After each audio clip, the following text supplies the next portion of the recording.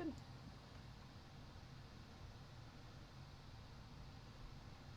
All right, everybody, welcome back. These sad space fairies are at it again, still in the negative plane of existence. If you have been keeping up with us, I think you might see where this is going to be heading towards. If you have not, I will fill you in. Our adventuring party has encountered a new member about 2 sessions ago, Halbjorn, who has joined in their travels. The mystery, or I should say, the past is still a bit of a mystery. Um, our party has set off into space and has encountered another ship last week that they pretty much, for lack of words, they had the winning hand in the space battle part, and they put a nice finishing touch to the ship, uh, for lack of words. To give a bit more detail, I mean, they fishing boarded. Dutch is accurate, leaving the crew stranded inside of a bedroom while the rest of the ship runs out of power.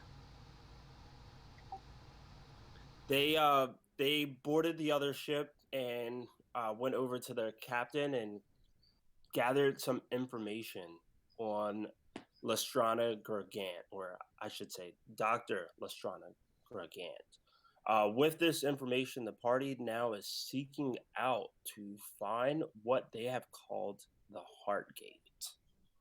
And that is where we will continue. Um, Before getting to the Heart Gate, which out of character will take a few days to get there, is there anything anyone in the party would want to discuss as you leave this ship without power and you begin to set off?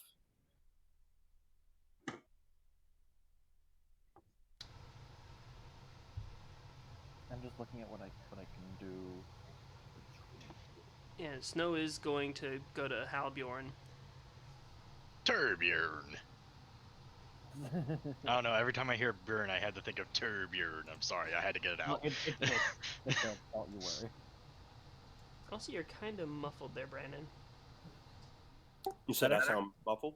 Oh, right, two of us. Different Brendan. Is this Or is better? it same Brendan? Halbjorn. That is a little bit better. All right. I should just refer to you as your character name. Mm-hmm. Just save us all the hell. Okay. So as we depart the other ship, watching as they kind of flail with whatever power that they have left, knowing that soon their oxygen is going to cut out, leaving them completely stranded and with no real chance of survival. You lift off further into space.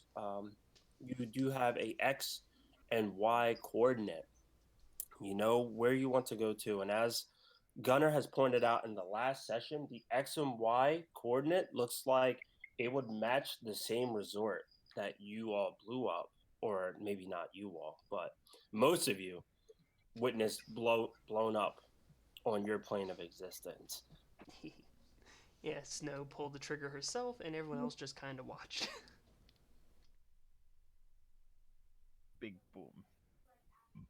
Very big boom. Nuclear warhead payload kind of big boom. So to get to that X and Y location is going to take 2 days from where you are currently. Is there before I fast travel, I wanted to see if there was any character moments we wanted to do here leading up to it, any bonding or anything like that. Snow and Halbjorn. And I'm gonna go talk to a toner. Okay, then I will pass over the floor to You may go first. You said we may go first? Yes. Alright. Halbjorn, What is it? you are proficient with machines and computers, yeah? Duh. If you could actually help me make repairs on the shuttle and drones number 1, 3, 5, and 7. It'll be my pleasure. Yeah, the drones are nothing but scrap, but reprinting will take a bit of reassembly. and it's actually good to have someone else around here that could help in reducing the payload on me all the time.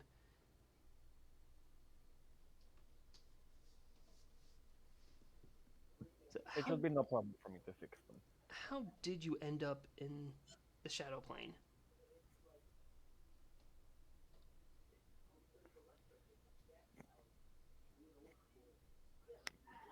Out of game, this is something Brandon didn't think about. uh, I don't know how y'all ended up I here. I don't w- know the rules of this. I fell asleep and then I was in the Shadow Realm. Actually, you know what? Yeah, I got to the Shadow Plane. I was in this game. It was Yu-Gi-Oh, and I God. played this card, and then suddenly this kid who suddenly turned from like 13 to like 20-ish, which was like, I banished you to the Shadow Realm. Actually, I'm just here as a bear. It's crazy. Oh my god. But DM Brandon, I don't know how they got here, like what the rules are in regards to the Shadow Realm. So I don't want to answer this question before. I anything wanted else. to, if you created like a backstory, I was going to use the train as like you fell asleep on the train and ended up here, and that Oh. mystery of how you got here is, Gotcha. still a mystery to Yeah. be solved later. Mhm. Only because I wasn't there for the character creation part, so I really know nothing more than what the party knows. Mhm. Insert it's a mystery meme. Yeah. It's a mystery. I took a midnight train and I ended up here. The lights flickered on the train, and suddenly you were in the shadow plane. Essentially, yes. Oh man, I can't believe you went from a train to a plane. That, But blink of They're sick of these motherfucking trains on these motherfucking motherfucking planes. planes. There's so many damn model trains. Wow. oh goodness. Go ahead. Back in But yes. it. It's like I do not know. One moment I'm boarding the train, and next I am here. That's Man, they really were literal when they said the midnight train goes anywhere. but that's gonna have to be something we have to figure out eventually as well.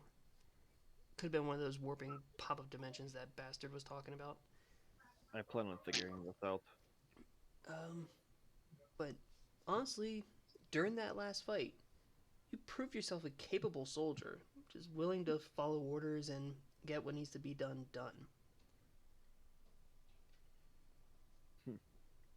You could say I'm experienced in as being part of a crew.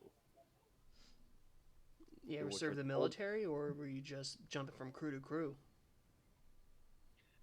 Uh, I had not so much jumping from crew to crew. I had a stable crew once, but they are no more. Yeah. The crew here wasn't all the original crew either, so I get that.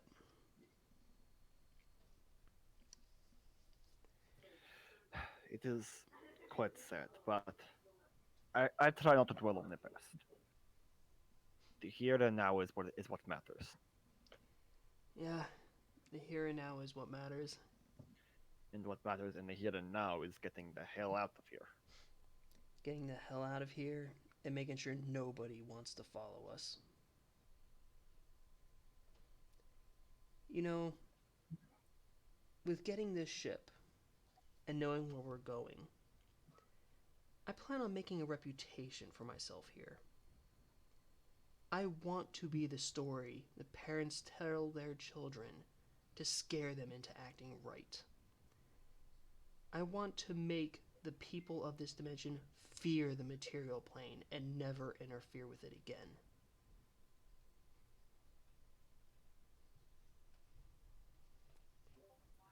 That is quite a lofty goal. How do you plan to achieve it? By wrecking everything. Especially these other motherfuckers that try to set up shop here. You know, I haven't really said much to the others, but the tail gun of this ship is an orbital cannon. I like the sound of that. I'm also kind of wondering. The pirates said that their weapons could not penetrate the shield, Hmm. but none of them had an orbital cannon. Perhaps we can break the shield. We need to make a few examples, and you seem like the kind of person that is willing to do the same things that I am.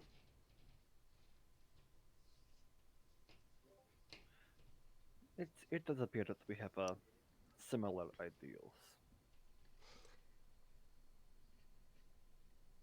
Certainly welcome to the crew. Now let's get these drones up and running. Who knows what we're going to come across next?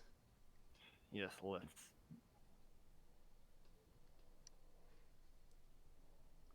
Also, hi, Demzumi. Uh, Passing the floor, I guess, Jen to Yep, Connell. passing the floor and just saying hi to the person who chatted in chat. Welcome. Hello. I guess where would Toner be doing right now?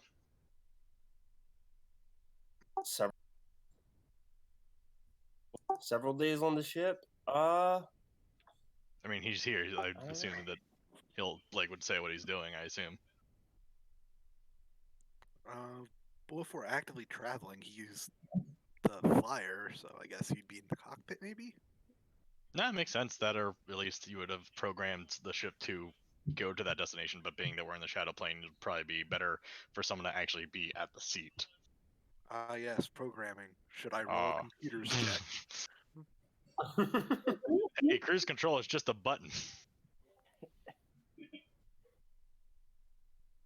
All right. That being the case, then I guess I would just go to the cockpit. Hey, Lizard Man, how we doing on traveling?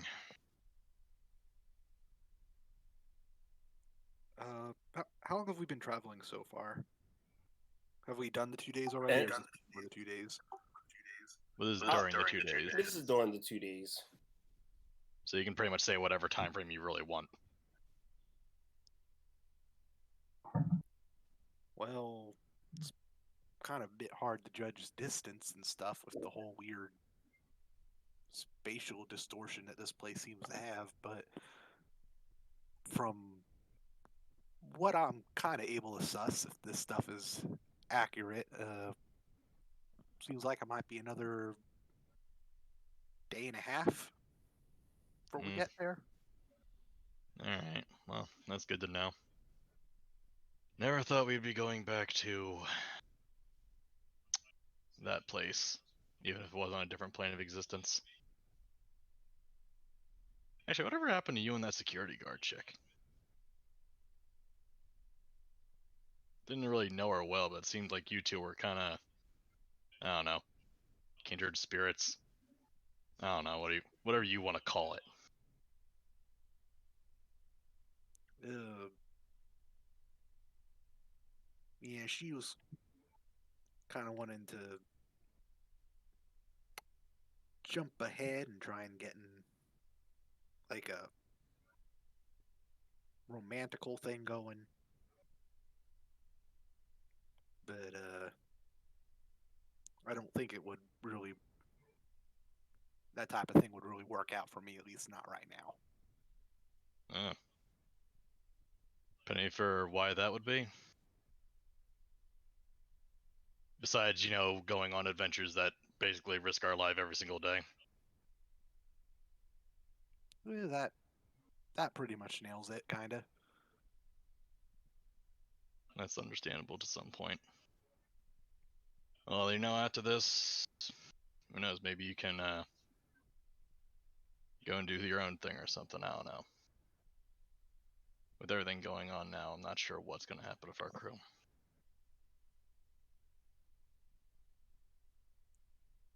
Yeah,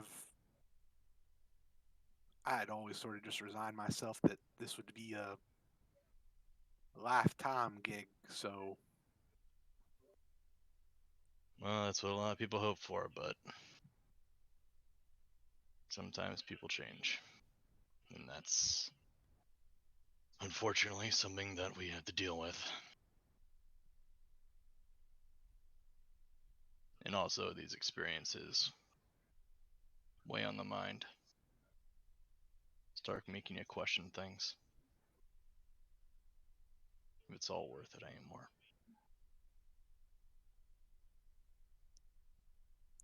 But hey, when this is done, maybe you can go and see her again, start, taking things a little slower. I don't know. And think you guys look cute together. You deserve to be happy.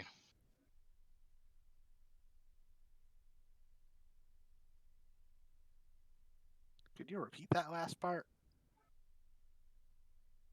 I'm sorry your ears don't work, because that's kind of a Vlocken thing, but you don't seem to have fur, so... Are you some kind of hairless walk-in? Oh, do you have that? Oh, I'm so sorry. It's a skin condition. Oh got god, I'm so eczema. sorry. I didn't mean to hit a sensitive subject. You heard me.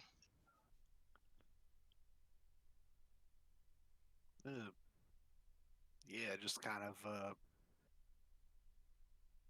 think that's probably the first time that someone's ever said those particular words in that particular order to me. Well, we're not exactly close, but from what I can read on you and what you've shown me, you're an admirable man who has some past issues, but is going out of his way to try and fix that. You're trying to better yourself, and I don't know your whole life history, but at least you're doing something about it. You've also saved my ass and many of the people on this ship's ass a number of times, even though sometimes you do go supernova a little close, but that's to be expected.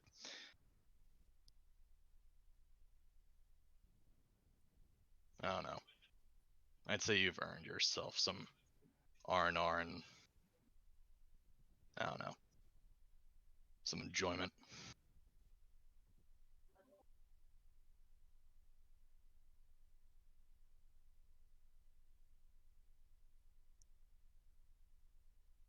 I just, I don't know. I just don't know if the people from my past would agree with that. But thank you for saying that anyway, Gunner. Well, people from the past ain't here now, are they? But I certainly am. So, take it what it is. Just make sure we don't get invaded by any more pirates. That'll be great. Oh, by the way, out of character, refresh my memory. Did you get the tattoo or the earring? I got the earring. So, that that Pearson working out for you? You seem to be in better spirits, not quite as ragey as before. Is there. I can still feel it. At least part of it scratching in the back of my brain, but it definitely feels suppressed in a way. More clear, more rational. Still can't get over the night scratching, but hopefully that'll fix itself eventually when this is done. So, as far as I can tell, whatever dark god or whatever is going through this earring or whatever, I guess found me suitable to relieve some of the issues. What about you? You got a tattoo, right? Yeah, kind of got it more as a precautionary thing. I'd been managed to keep the stuff out so far, but figured it wouldn't hurt to get something just in case. Nah, that's a good idea. Also, on a side note, that reminds me. That would mean that technically our big bear friend was with us during the tattoos and piercings. Did he get any?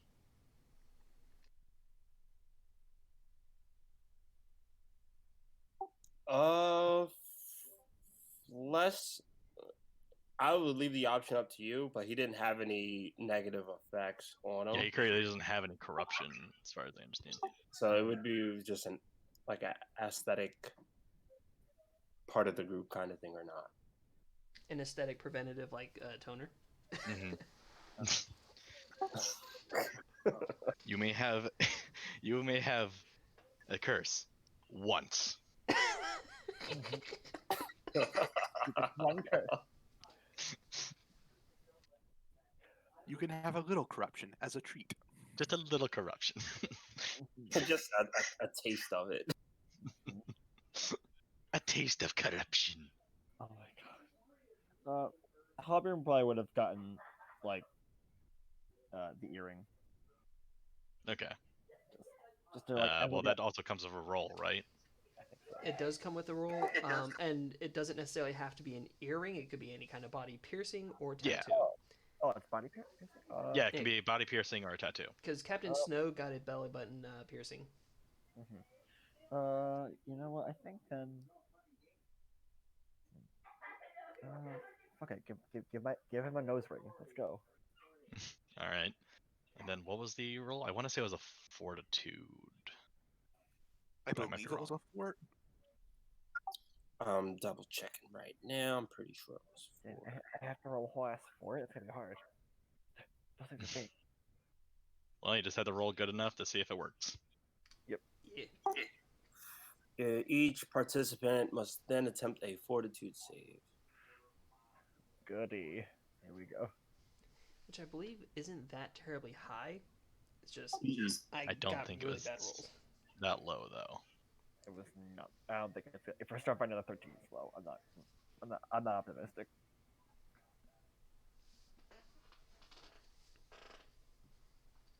Is there I any think difference? That's a 13. Does he feel anything? What was the total? 13. A 13 would have failed the check. Okay. So basically, you got a body piercing. That's it. Okay. Didn't do shit, but So, cool. so, stepping away from the character for a quick second, I'm running a 3-book module. On the very first book, there was a chance that some of the characters were starting to feel the corruption of the shadow planes start to affect their characters.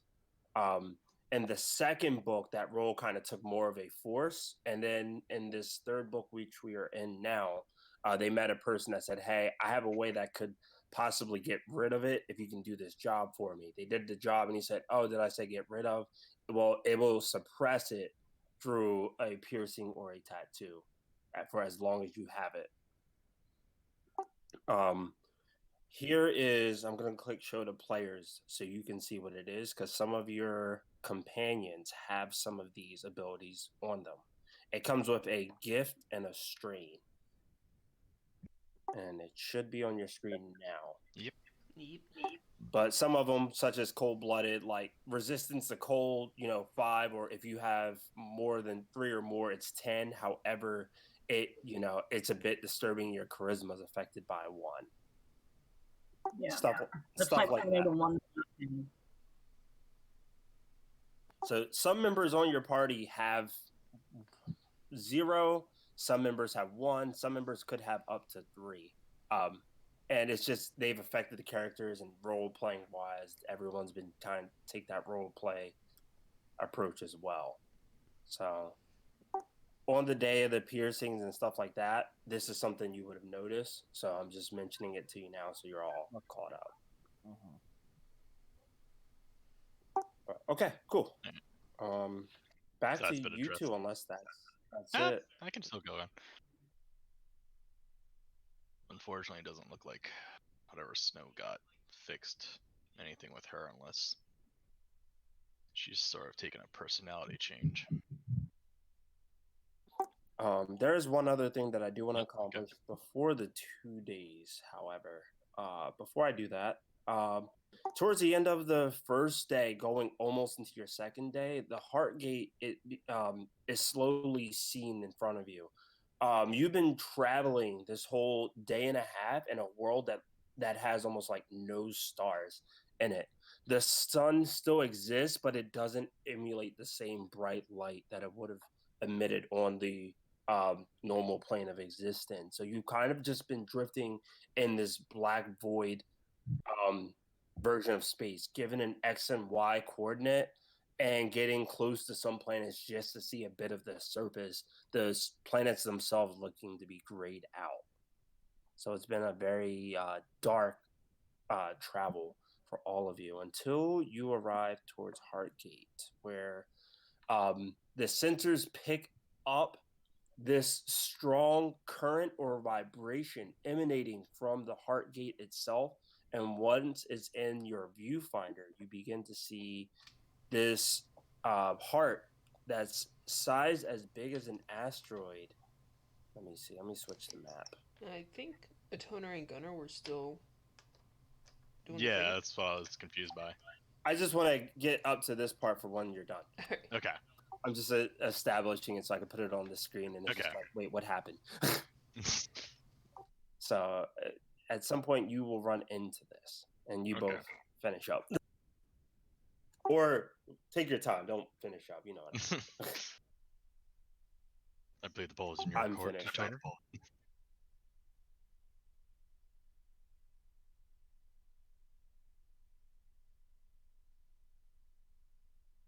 Blake. Oh, I thought you were going to say something. I did. I mean, the last thing I said was about how Snow had changed. It didn't seem like anything had changed with her when it came to the body piercing. Oh. Um. Yeah, I've noticed that if anything, she's been getting more. Bloodthirsty. Yeah, that's a. That's the right word, I guess. Feels familiar, and I don't like that. Reminds me of me when I was younger. Well, we all have bad parts of us that we try to work better, but sometimes those bad things become the new norm. And right now, it doesn't seem like it's gonna change unless we get this settled, maybe. Yeah, Gotta I make just sure hope. she doesn't do anything too much. Yeah, I just hope we manage to get this fixed before she does something that has her end up. Has her ending up like me. Well, luckily, she has one thing that you didn't at the time. She's got the you that is here now.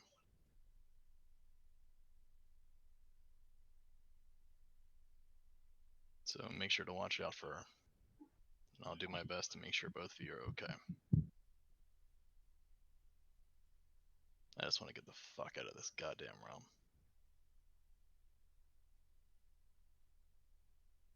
Though, gotta say, the shadow power is pretty cool.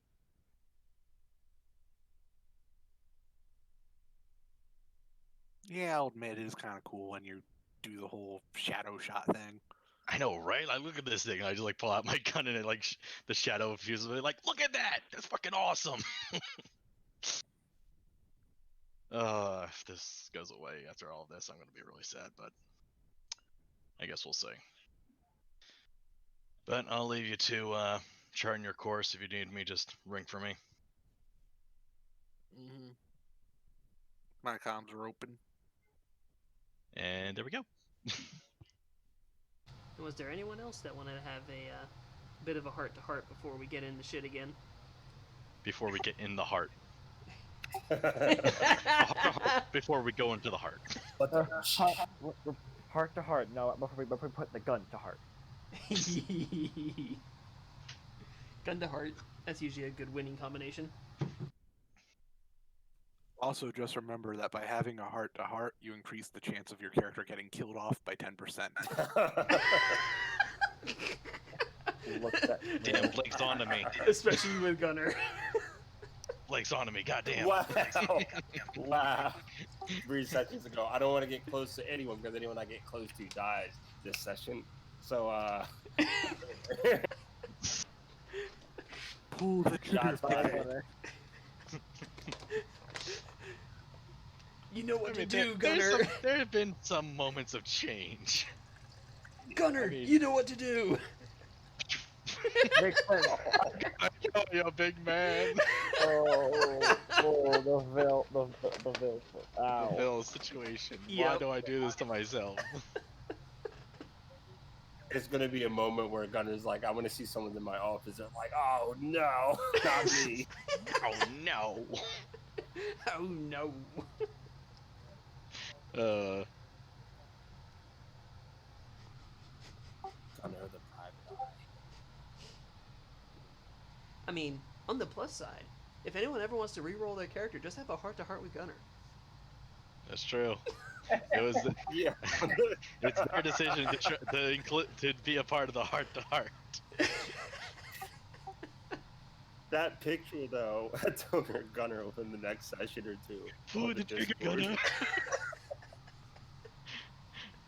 God. Kill me. Oh, Kill me before I man. kill anyone else. Okay. We can make that happen. Okay. Was there any other moments that we wanted to happen before? We get to the heart. Because Snow is working on the machinery otherwise, and so she's available if anyone wants to talk to her. It's just a matter of, does anyone else want to speak with everyone else? Good. Use this time for roleplay, people. We want to I make ourselves think I just extra did. sad when one of us dies.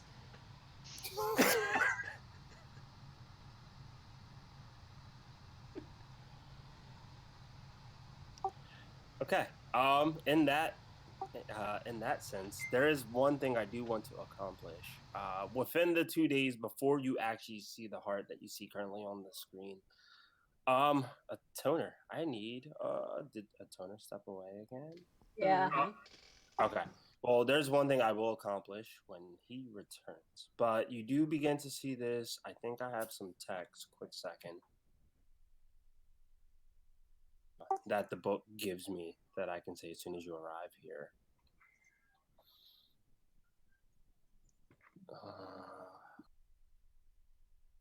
Quick second. I'm looking back at the thing. I mean, once we get within view, Snow is actually going to call a meeting.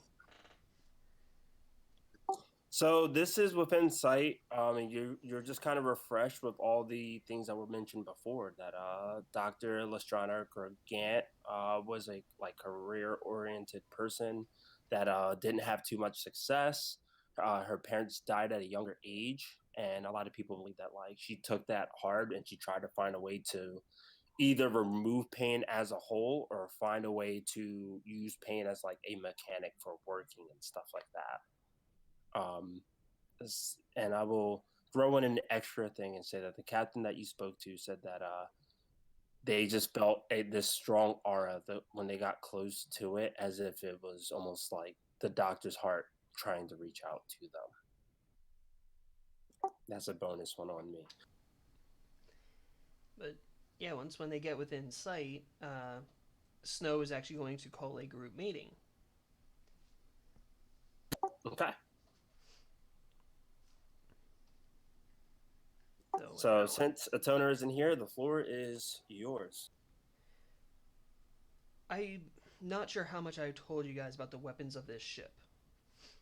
I know the pirates had said that there was something on this that was keeping their weapons from getting through. We have a weapon that is not quite the same as theirs. We have an orbital strike cannon on our ship. I'm thinking that I'm going to actually put this to the vote.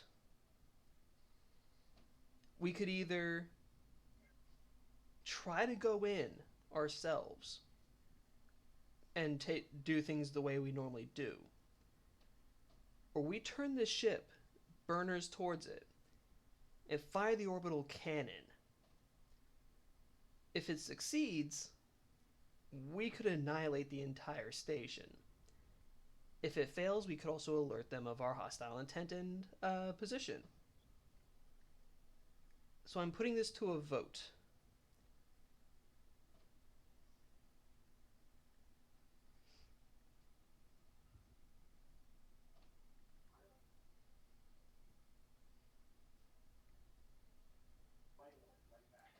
Uh, it seems that there is, while the reward will be very great for a success, do we want to risk a full, who knows how large army coming up to stop us? I mean, no Either, one stopped us yet. You'd think if they were that threatened by us, they would have done something by now. But upon taking attempted fire from an orbital strike cannon, who knows how long it'll take. If we succeed, we succeed. That there's nothing there. if we succeed, it will be a great benefit for us at limited threat to us. But the price for failure could be high. Yes.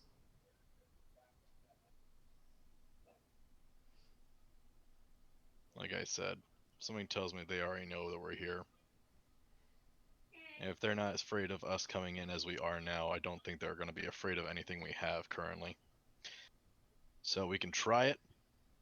If it works, it works. If it doesn't, then we're back to what we were doing before, going in anyway. All right. A toner. I think Blake's still away. I think that we should try and get down there in person first, and that we should keep a hold of this thing as our trump card, so to speak. Don't want to play our hand too early. The problem also, if we go down there first, there's no guarantee we'll even be able to get back to the ship to use it. It is a high orbit cannon. We would definitely need to get some distance for it to be very effective, especially on targeting. But once again, once when we land, there's no guarantee we're going to be able to get back to the ship and get within a safe distance to fire. The best time to do it is before we land. Also, we know we had to come here, but we don't quite know what exactly we're looking for. If what we need is on there and we blow up the whole place, that could also end up blowing up our one ticket out of here. You know what I mean? I mean, we were here for that scientist bitch. That's We're what here we're to here stop the for. signal. Stop the signal, stop her. Easiest way to do it is to wipe the entire fucking thing off the map. Our way home can be found somewhere else. The the people said that the portals pop up between dimensions in random locations and it's just a matter of time of finding one. This is Matter not of necessary for us getting home. This is us shutting down what they are doing to our plane. You say matter of time, but who knows how long that matter of time is? It could be months or years before we see another portal. Yeah, and those are months and years that the material plane don't have to worry about the shadow plane crossing over.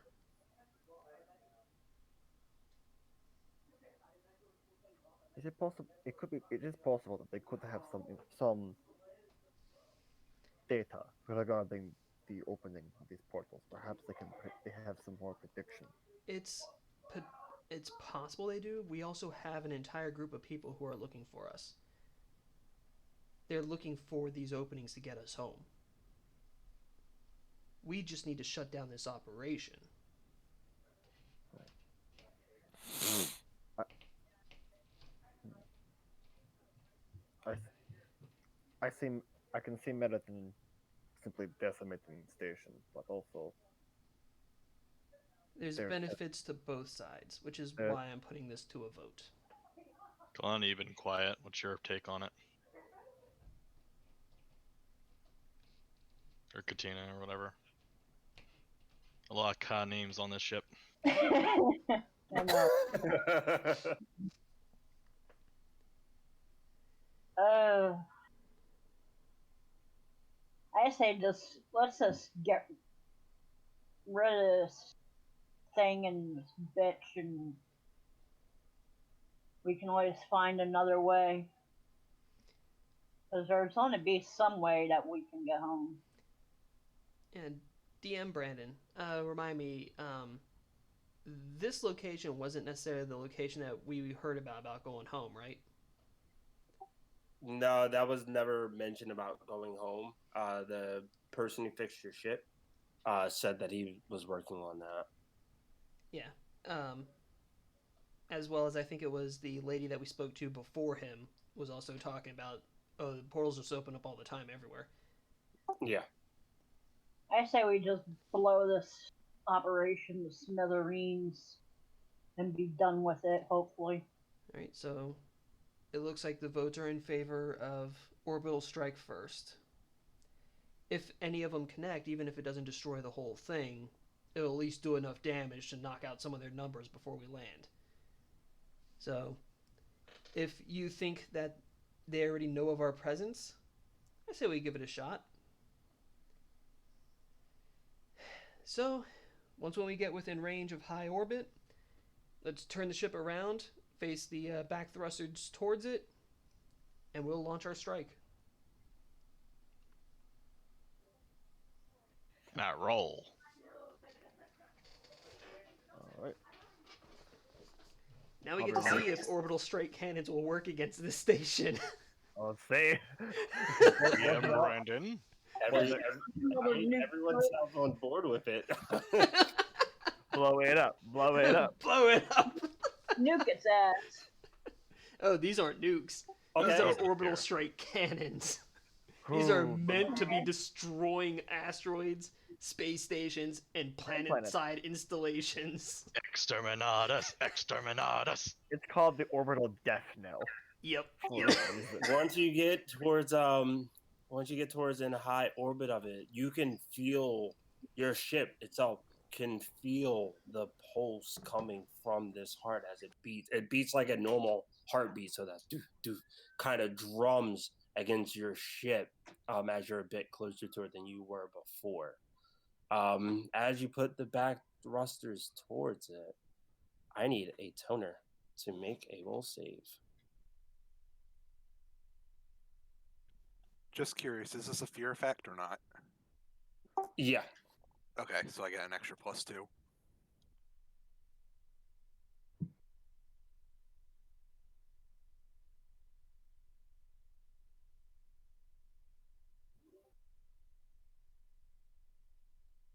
And the curse continues. Oh my God, no. Yeah. I was just like, you know what? After last week, I'm just gonna just use the online dice roller this week, and I'm bother with the physical dice. Oof. How bad could it be?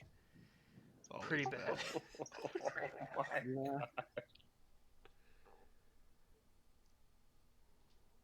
I was hoping you would have passed that. So now I do need a quick second, but some of this I can do without it.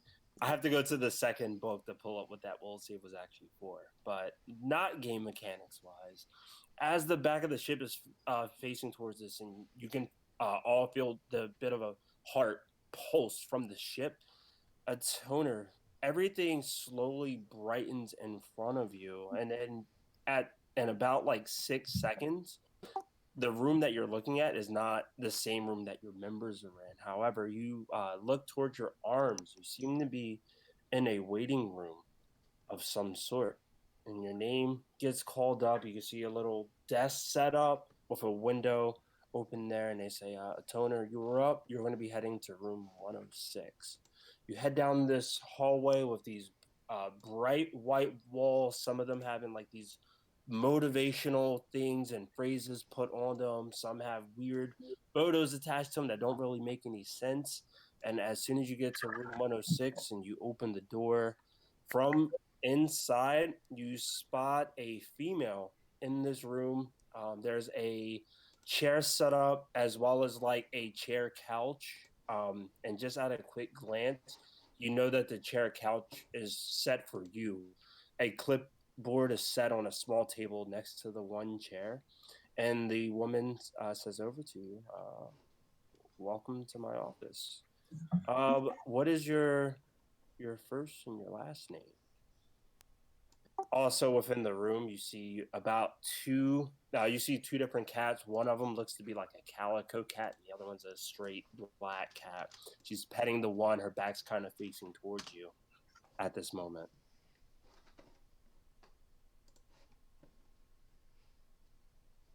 and she after she kind of pets the cat in the back of the head, a small purr can be heard.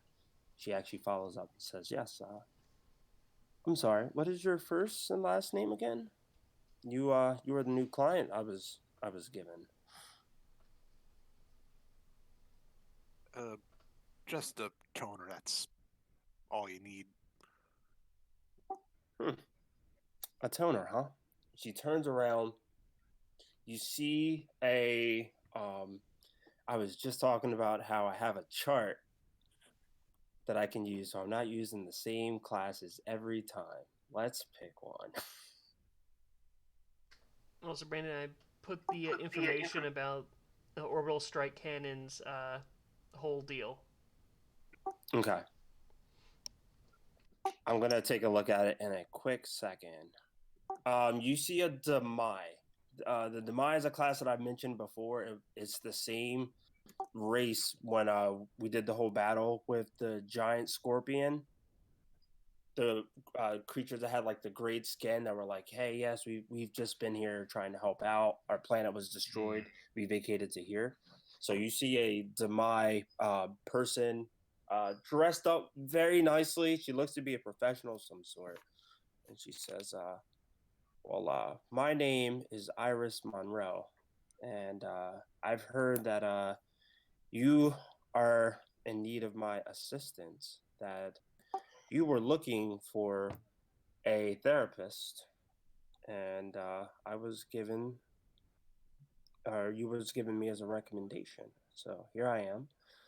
What seems to be the problem, a toner?"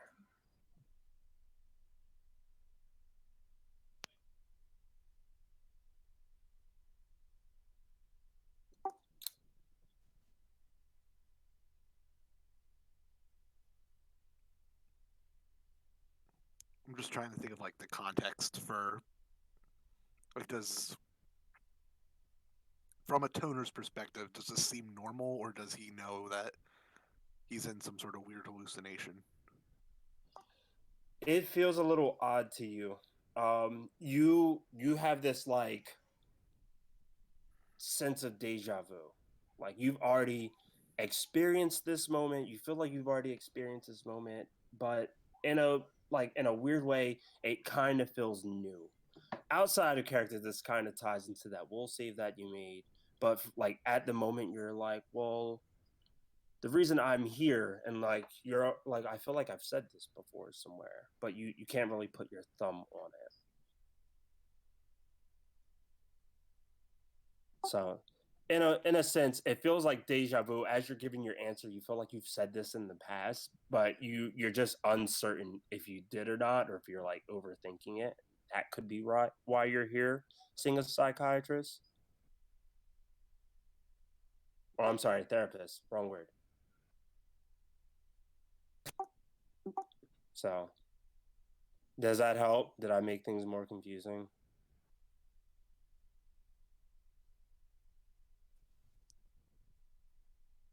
Um,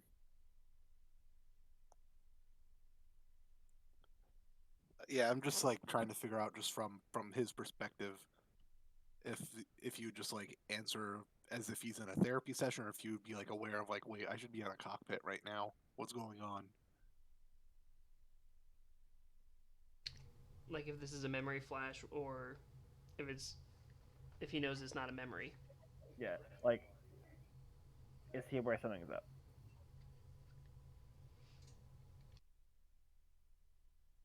That's kind of actually what your character is going through, where it's just like this feels like deja vu. I feel like I've been here. Like, oh wait, I'm not here. I'm somewhere else. My mind shouldn't be here, but you just feel this like strong aura that's pulling you in. To follow up with that strong aura, she starts taking a few steps towards you, and she says, "Atona, is there something wrong? I can help you." I I don't know. Something's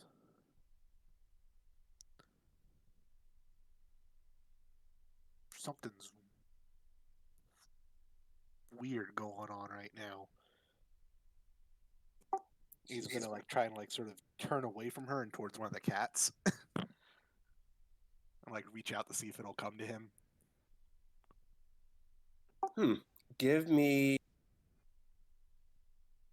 I look at character stats real quick. I'm gonna tie this to a skill. Give me a mysticism check.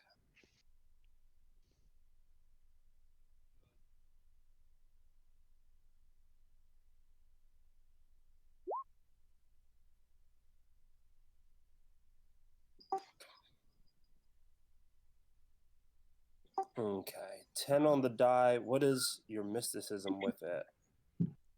Oh, I don't have any bonus to mysticism. Ooh. So you take a glance at both of the cats, the straight black cat and the other calico cat, and when you look over towards the black cat, you just have this like odd sense. The cat's staring you directly in the eye, and does just this meow, and you just get a sense of like this doesn't feel like an ordinary cat. Once the calico cat takes a look at that cat and looks over towards you, the calico cat like gets into the line of sight to try to catch your attention and just starts doing very cat-like things. Begins to clean itself right in front of you, and even continues to like walk towards you and almost like put two paws on your front, like your closest leg to it. And you got another like odd sense, but you really can't put your finger on what's going on here.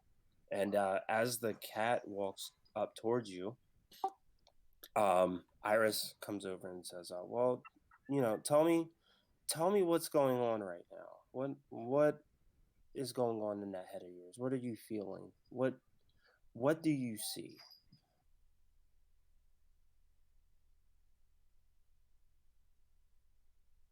Well, I see you, and I see these cats, and I see your office, but last thing I saw just a few seconds ago was this giant freaking heart just floating out there.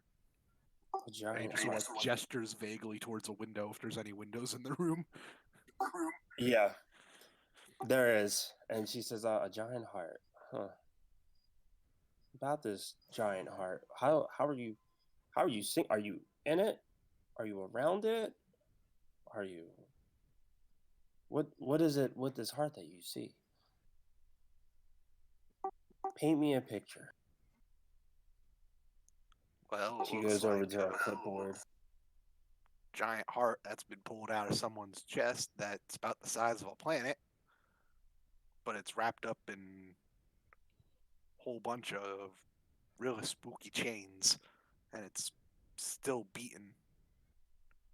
Like I can feel it beating against my skin. She heads over towards you and she's like, "I see." And she says, "Do you still feel it beating?" And she moves till she's about within 5 foot range of you, practically at the point she could touch you. I'm sorry, I hate to interrupt. I have to ask a question about something I could do right now because in regards to this. Go ahead. Regards to this. So I have a magic cat called Reboot Mind. Basically, I spend one resolve point and touch a willing creature, and all mind affecting effects on them gone. Would that work in this instance? If Paul Jordan was to notice. I guess it would depend on how like what is the real Yeah. world time Yeah, equivalent. what is what am Yeah. I seeing? 'Cause I know Yeah, that yeah. I know If in the real world, if this is all just happening in like a split second, or if This like is- if you guys can just see that Toner's just sort of like blanking out for like a solid minute. just one No, of like cockpit. the closer after the discussion that all of you had all together, the closer you get to this heartbeat, the more you feel that pulse vibrate on the ship. The more of the pulse that you feel, the more you're seeing that a toner is just zoned out, Okay. almost as if like out of character, almost as if like each pulse is slightly hypnotizing them. Okay, so we do notice that he is kind of like not there. Yeah. You do notice he's definitely spaced out. If you were to call to a toner, he's not acting, no head gesture, no nod, no nothing. So that is noticed through the party right now. Okay. Could I roll? I guess mysticism to see if this is just like stop, like, if you're just like daydreaming or what, or if it's like the actual affecting of the heart. Like when I roll Sure, give me a mysticism check. 28. Let's see. With a 28, that would just looking at it real quick. Okay, with a 28, you are picking up that, as I mentioned, there was this strong aura that you feel coming through the heart. The planet, that's the heart, that is. You feel that something attached to this aura may be manipulating a toner in some way, shape, or form. It doesn't seem to have an effect on the rest of the party. It seems only be singling out a toner. So whatever it has to deal with, it's placed there. Halbjorn will turn to Snow if she's nearby and just like he's I not mean, all right there. now, I'm pretty sure everyone will be in the cockpit waiting for things to really kick off. Halbjorn will just kind of turn to them. It's like he's not all there. I could fix. Yeah, he does seem off. Can someone wake him up? Snow's working with the computers to try to narrow down the aim. I'll fix it. And I'm going to use my once a day magic hack of Reboot Mind. So Is- put it up.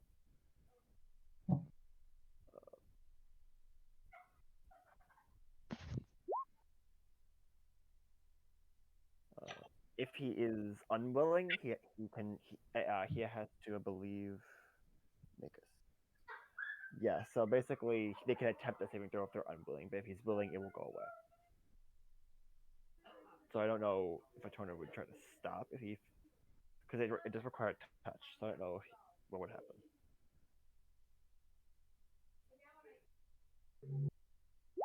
I'm trying to see if there's a.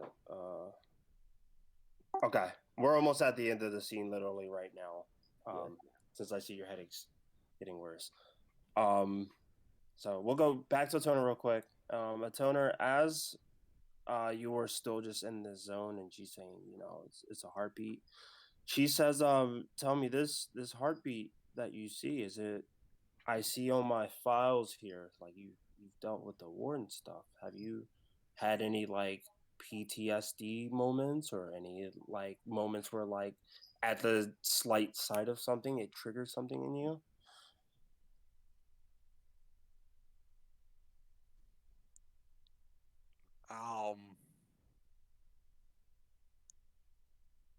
Well, there was this one time fairly recently where one of our allies punched a landmine, and that brought back some things that I rather wouldn't have had reopened. That sounds like an unfortunate thing to happen in war. Um, the loss of a person to a landmine, the loss of anyone to any moments, whether the trigger's being pulled on you or you pulled the trigger, even if it's someone you care about. Um, this heart that you see, are you alone?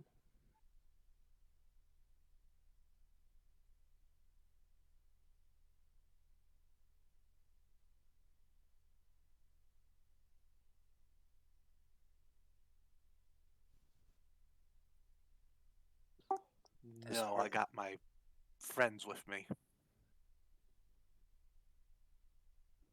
Your friends.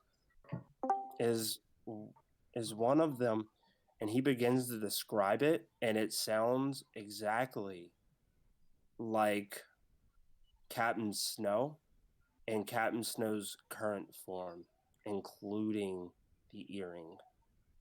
Or I'm sorry, The belly button ring. belly button ring. Sorry. Also, hi, Mads. Hi, I just Hi, wanted Mads. to poke my head in for a quick second and say happy birthday, Jen! Happy birthday. I'm sorry I couldn't come. It's fine. It's fine. I have 6 projects to finish by this Sunday. Yeah. That sounds rough. I know. Yup, losing my mind. I got my fingers crossed for you. That is You got this, man. brutal. Alright, yeah, I'll get it done. Yes, you Mads. It's just gonna suck in the meantime. Alrighty, but yeah, that's all I wanted to say. Sorry for interrupting. Bye. Bye. Hi, Mads. Bye, Mads.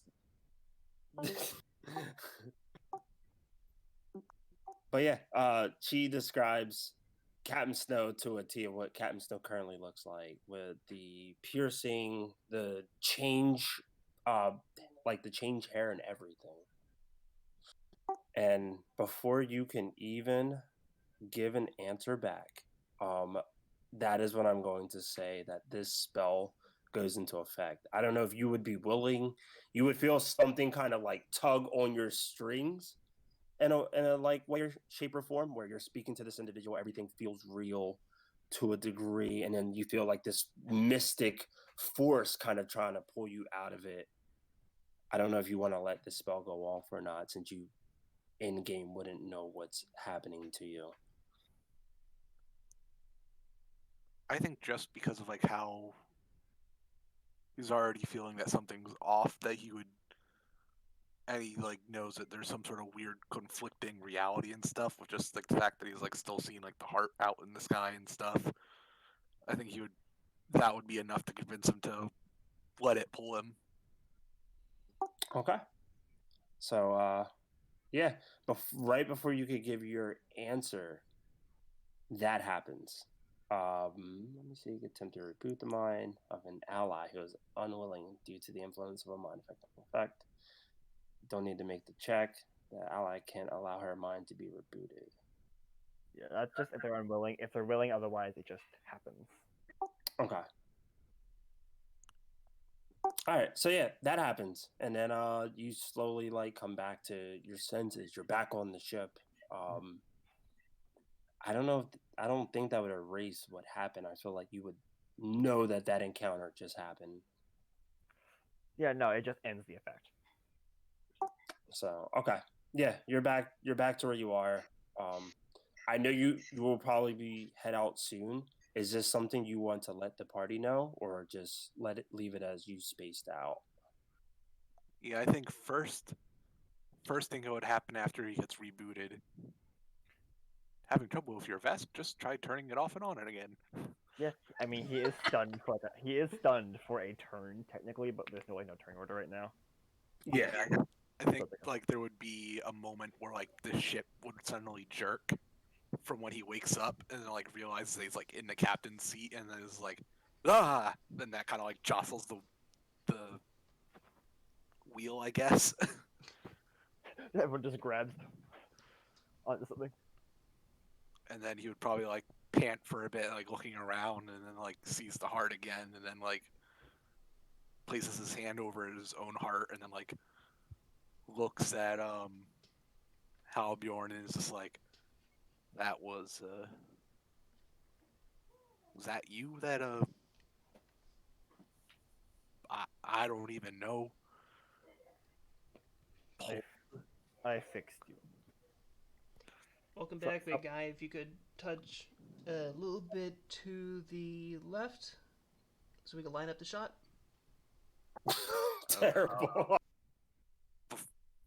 All right, and like as he does, he's like just gonna be like, does the name Iris Monroe mean anything to any of y'all? Actually, But does the name mean anything to me? Would that be like Yeah. culture? Does that name spring up for anyone? It Yeah, would would that be like a really, culture check?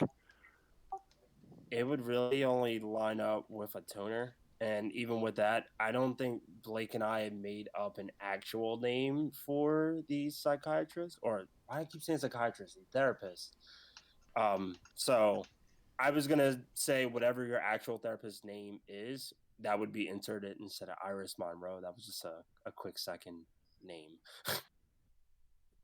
So whatever your therapist's name in game would be, that was the name that was given. Okay, but they were still that race you said? Yeah, I guess we'll go with Demai. And that's just I'll put a picture in the Discord in a second. I'll Google it and put it there. Okay, yeah, because his therapist was Shunta. Oh, okay, then let's go with that. That Yeah, makes because it I a remember lot that being easier. like a detail, so that's why like if the person was using his therapist's name but wasn't what was still a Demai, then that would definitely have set off red flags. Got you. In that case, it would have been a Lashunta then. I just didn't want to use the same races over and over, and it's like, oh, we never get new ones. But okay. So yeah, that I was trying to connect it to the dots to your past, where it just kind of felt like this was your first encounter with her, but something's just off about it, and it's just hard for you to read in the lines Oh, what's okay. really I going took it on. as like someone on the space station was like reaching out to him and but like trying to make it seem like sort of familiar-ish. But like, You oh you yeah, felt like someone.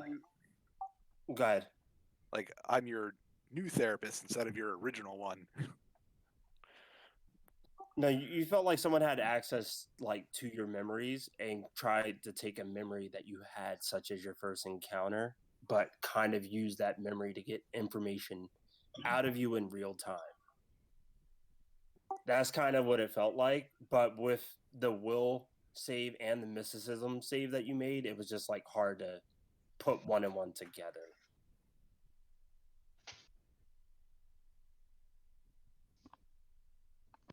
So yeah, that happened.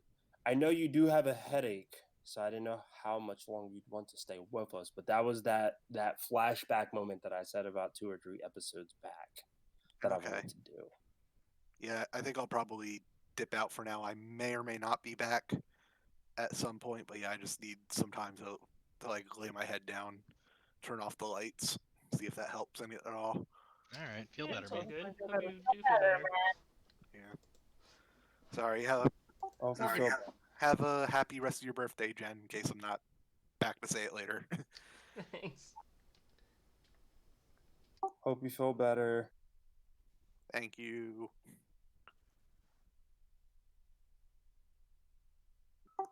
Okay. With that being said, all your party members seem to be active. They seem to understand what's going on. Everything is set up. You gonna do this? Yeah. Fire. And Snow is going to use the computer assisted aiming, so it's like a +2 to targeting. Okay. Let me see. Doing math in my head. So it's a gunner attack. Yeah, gunner on the ship. Okay. So 20 plus 17 plus 2. I think that hits. What was the total? 39? Wow. Or Yes. 41? No, 39. 39. Okay. Quick look at the module real quick. I'm pretty sure I know what happens, but I don't remember exactly. I have a distinct feeling that the shot's gonna get blocked. But I just Yeah, really Kobe was comes out of hoping nowhere, fucking Because smacked it. Comes out I- of nowhere. Kobe. because I think this module book came out like fairly well before the Starship book came out that introduced these kind of cannons. So it's like I have a feeling it's gonna get blocked, but I really hope it doesn't, just because these weapons didn't exist when that module first came out. Okay. Gunner hops into the gunner seat. The shot, the shot is shot, and immediately as the trigger is being pulled within Captain Snow's brain, you get a message sent to you, almost like telekinetically, and it feels like the source that is being sent is from a heart that's in front of you, and the message that you get is, are you going to fail again for the second time in your life? And the shot goes off, and you watch as it goes to collide into the heartbeat itself does a heartbeat, and it reflects off, and the shot is coming back to your ship. Who is the pilot? I need It's a you to make a toner. pilot roll. It's a It's toner. a toner, but he is like a 19, I think, in piloting. Because I think I beat him by 1. Yeah, and he beats me by 1, so it's. Wait. Do you want to roll since I rolled for the gun? The DC is the attack you just did. I have 20 I know. piloting, so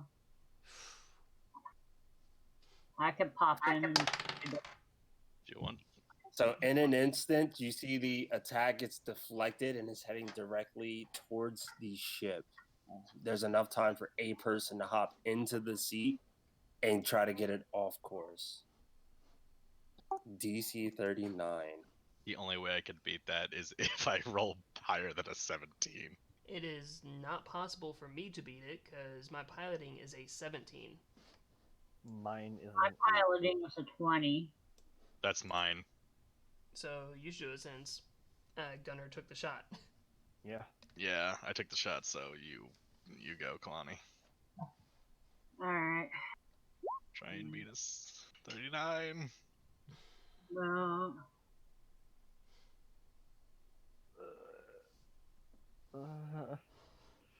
Well, we're getting you blown up. I, yeah. The Pyrrhic victory was good well listed. Not much of a victory. It's a Pyrrhic victory. It's a sad victory. Okay. Yeah, the shot goes directly towards your ship. You said you had the back part of the ship aimed at it, so There go our thrusters and our engines. the shield would help with taking some of it out, but is that a times 10? I mean, would it have to essentially make an attack roll against us? I mean, he made it so that the DC is the Yeah, thing that we had I literally failed to, so it's gonna hit. Whatever the attack roll was going to set the DC, because I had a feeling you'd put the hardest hitter to do the highest attack. Yeah, so What? it's, And the module had it is 3d10. 3d10, okay. Let me roll for our own damage. I swear to God, Cuddle, if you max out, I'm gonna. 2. 3. I doubt it, but we'll see. Well, fuck me. 6, 7, 8.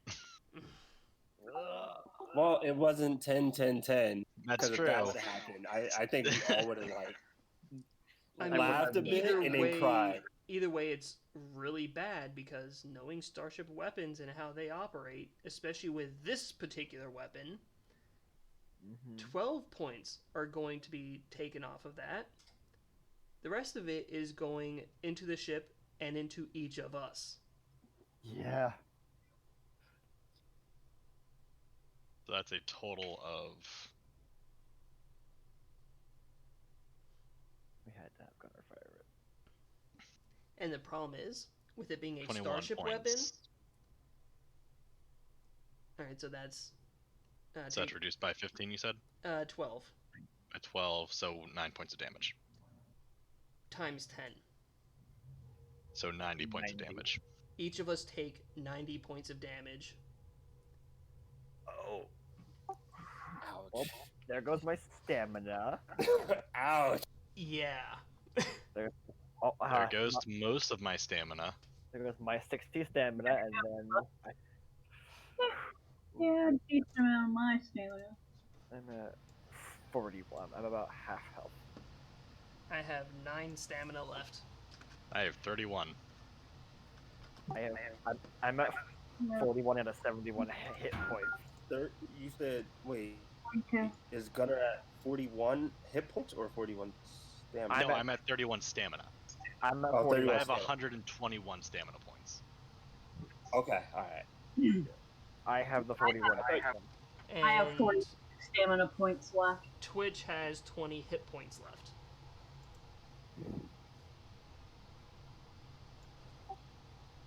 How much HP did the ship have total? The ship would have taken the 9 points of damage. So it's still Yeah. over 170. Ow. So, yeah, Okay. the ship took a minor amount, but compared to what all of you took, that was a big impact. Wow. You know what? Probably just lucky for the first shot. Let me take another one. No! Ugh, I got him. Just to be sure. Also, I'm pretty sure our Roll the app crit. shield is at 0. Sorry, what? The app shield is at 0, correct? I'm making sure. I mean, yes, the back shield probably is destroyed. Yeah, the back shield is gone. The reductive plating that was on the back is completely gone. All right. I say we Bloody take a 10-minute words. break, and then we go in. We take a 10-minute nap. I agree. I mean, it Just- might take about 10 Ow. minutes for us to get there since it's a high orbital straight cannon. Great. Glad to hear. Put on cruise control. So I I mean- guess we get into like a pod or something, or are we like gonna fly with the ship itself that way? I mean, we could I mean, probably I don't know about you, use but I the would like main my ship for the majority of it, and then if we get close enough where we can't see a normal way in, we use the pod. I don't know. Those ventricles look pretty big. But yeah, if we end up taking the short rest here, I could get my stamina back and repair Twitch. So I mean, yes, I'd like to not be at 31 hit points or stamina points. I like to be at full stamina, please. I need it. All right, so 10 minutes flying over there, 10-minute rest. Okay, both happen just imagine if uninterrupted. we actually hit the station, though. How much damage that would have done around the station. But also, ow. Yeah. Like I said, this thing fucking hurts. We know. yeah. Next time, let's not do it to ourselves. Well, at least now we know what it feels like to be on the receiving end. I didn't ever need to know. We did not need this information. You know how with the police and military, when they do the training for the stun guns... No, I don't. I'm a goddamn bounty hunter. Normally, we don't just shoot orbital cannons at our quarries. True, that is more of a military thing. Sometimes police, mostly military. So, head for the heart. 10-minute rest, get our stamina back. Okay. Both happen uninterrupted. Just to cut that time. You get the whole trip there. Nothing like orbits out or anything like that. You just feel more of that vibration of a pulse the closer you get towards it. But once you land the ship itself, now the legs that are attached to the asteroid, the heart, just go to the same pulse. All right, let's go in. All right. Let me see. As you all begin to step out onto the heart, it resembles the heart as you imagine, just magnified now. Sorry. Suddenly got a message on my computer. It resembles a heart. It goes to that same pulse. When you first make contact and step onto it, it feels fleshy. It feels like you step onto it, you can kind of feel like blood kind of splash underneath of whatever gear you were wearing on your feet at the time. Let me see. It's telling me in the module it is slightly elastic like real flesh and moves in a rhythmic pattern while the heart beats. Disturbing. How nice. Once all of you land, I need a perception check either from one of you or all of you. You know, I'm definitely doing a perception check. I mean, Yeah. I'll try. I'll fail, but I'll try. 29. 2. Perception Yeah. is Two. a plus I 20. got a -1 to perception. What do you want from me? I got 34.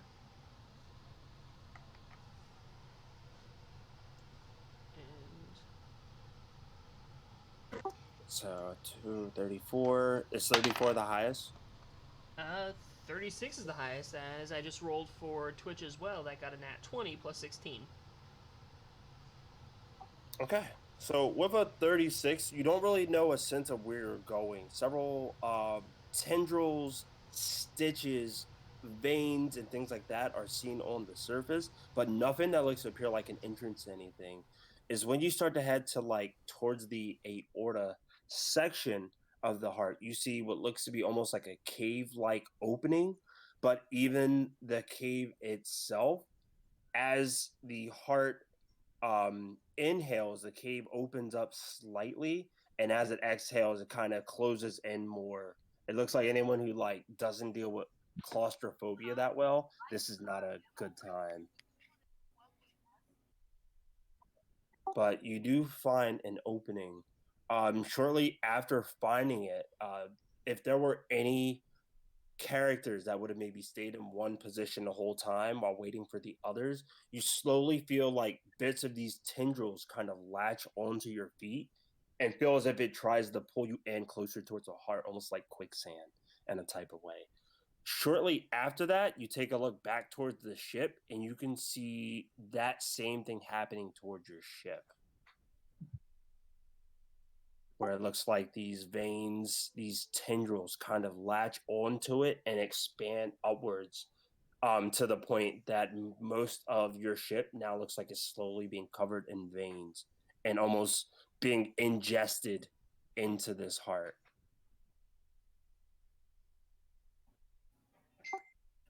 Well, there goes our way out. Well, guess we'll just see what happens when we get to the middle of this heart. Yep. Just keep moving. So, after walking several, the book tells me after you walk several hundred feet, you come into this opening. The tunnels themselves are 12 feet high, and most of the first area that you see opens up to about 30 feet in height. The walls, ceilings, and the floors of this all resemble that same type of fleshy material. And I'm just going to show the map as is because I don't really have a version that's like really good to use. So you would be coming in towards the left, right towards where B1 is, where that cave entrance is set. Mhm. Trying to put 5 people there would probably just fit. But once all of you are ready and you have your marching order, then I will read what you will see in B1 I believe as you kind of walk through the. you are also able to adjust our token sizes. Yes, if you want to make us smaller, you could. But first, make sure I can move. I don't think making us smaller would do anything per se, because we'll still be attached to hexes. I mean, holding Alt as you move your piece, you could place yourself on a proper hex. Yeah. It's just being smaller allows you to be able to see those hexes that you're on.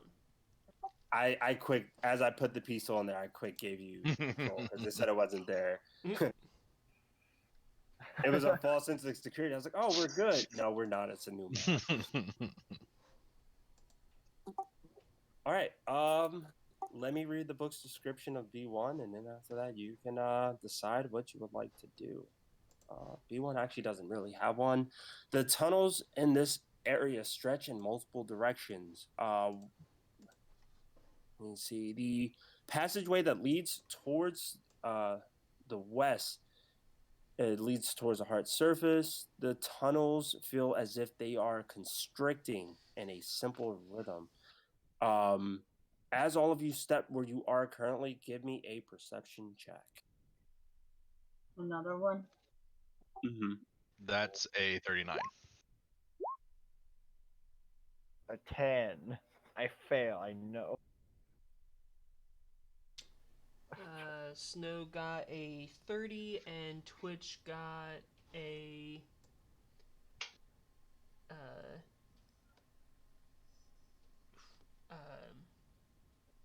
what was it? 35. Okay. With everyone's perception check, the DC was 25, so it wasn't that hard. Yeah, it was rather low on my end. But with everyone's perception, you can hear the sound of like what sounds to be like drones kind of chanting from the most southern passage from you. The rest of it, again, heart opens, heart closes. You hear the sound of flesh opening up and closing to the left, to the right, and what's in front of you. The pathway that's directly in front of you has a door set up, but every other passageway looks to be open. So anything before B6 looks to be like it would be free. You just walk in real time. This isn't aligned to the grids, but we can. I think this is playable enough where we could play it as is. All right, scouts, if you want to find us a way through.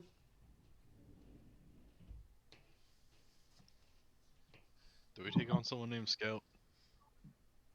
Scout. You know, the giant bear and the tiny rat. Ah, of course. Well, Tiny rat that can go invisible. Yes. and Do then your the job. bear. I know what I'm doing first. First thing first, casting digital doorway. Digital doorway. Yep. So I'm just going to cast it, and I'm immediately aware. Are there any computers within 3,000 feet? Any of them? Because if there's not, I can't use the spell. That also lets your party know that there's no computers here. Yeah. It's a good spell for this situation. There's no technology. I mean, overall, it's just a good spell. But are there any? So there's one area in particular where I know you would spawn. I'm just checking all 6 areas as a whole one more time. That's fair. The other ones, I don't think that there's anything you can do. Yeah.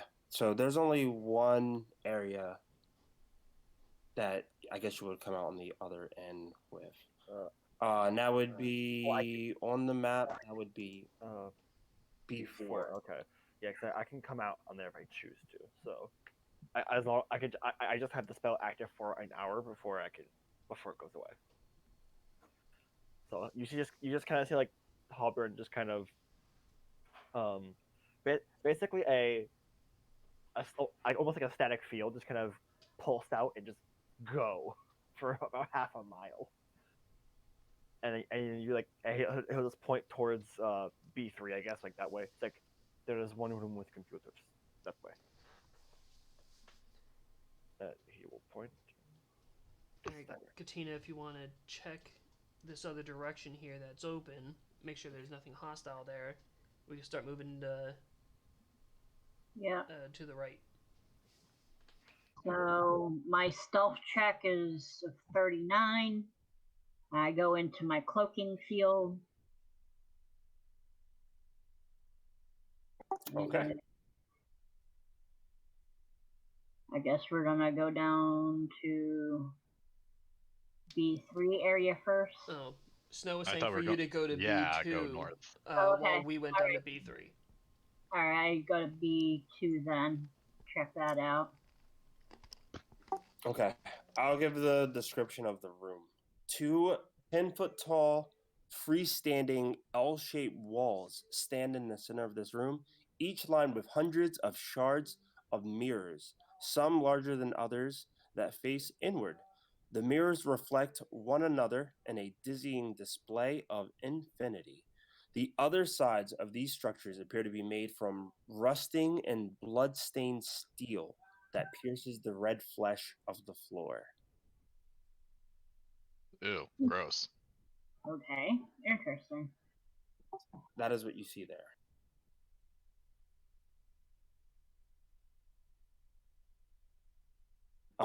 Is the rest of the party checking out B3? I'm currently up with B2. Yeah, Halbjorn, Okay. Snow, and Twitch are all going to B3.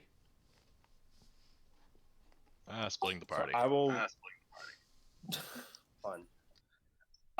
To everyone that's looking over at B3, an enormous head formed from bone and sinew juts from the southwestern wall of this chamber, its features casting a beatific gaze downward at a square stone altar.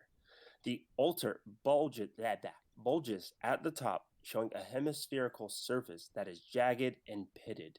The air here smells of cinnamon and freshly baked bread. Huh? That, Just that, read it. that, that last part was confusing. Yeah. Cinnamon and baked bread. The air here smells of cinnamon and baked bread. Meanwhile, face of flesh and sinew over there. Hey, Oh, you guys found the bakery. let me find what this place I has mean, on anyone skulls who and put I it think read I know the what's in Mans there. and War series knows the smell of cinnamon. Ah! I don't know, Jen. The Mans and War series is a sci-fi series, and the Zin themselves are giant tiger-like people that are highly aggressive, and they smell of cinnamon. Oh. That's a weird detail to add in there, but okay. Yeah, so it's just something that just sprung up when he said that. I was like, Mans and Wars. Ah! I'm gonna go farther into B2. Okay. So you're gonna go farther into B2. Let's see. Will Katina also go further into B2 or? Um,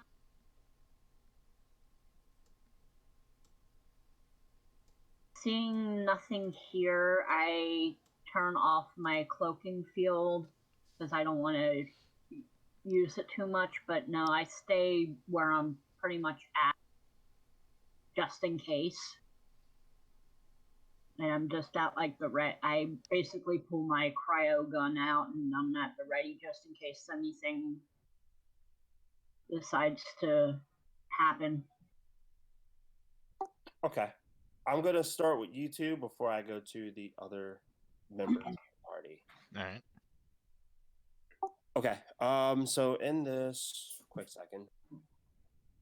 Alright, got the module back. So within this, did you want me to reread the description of the room or you pretty much got it? Mirrors? 2 mirrors, shattered glass everywhere, or shattered mirror Yeah. fragments, basically facing each other and causing images upon images.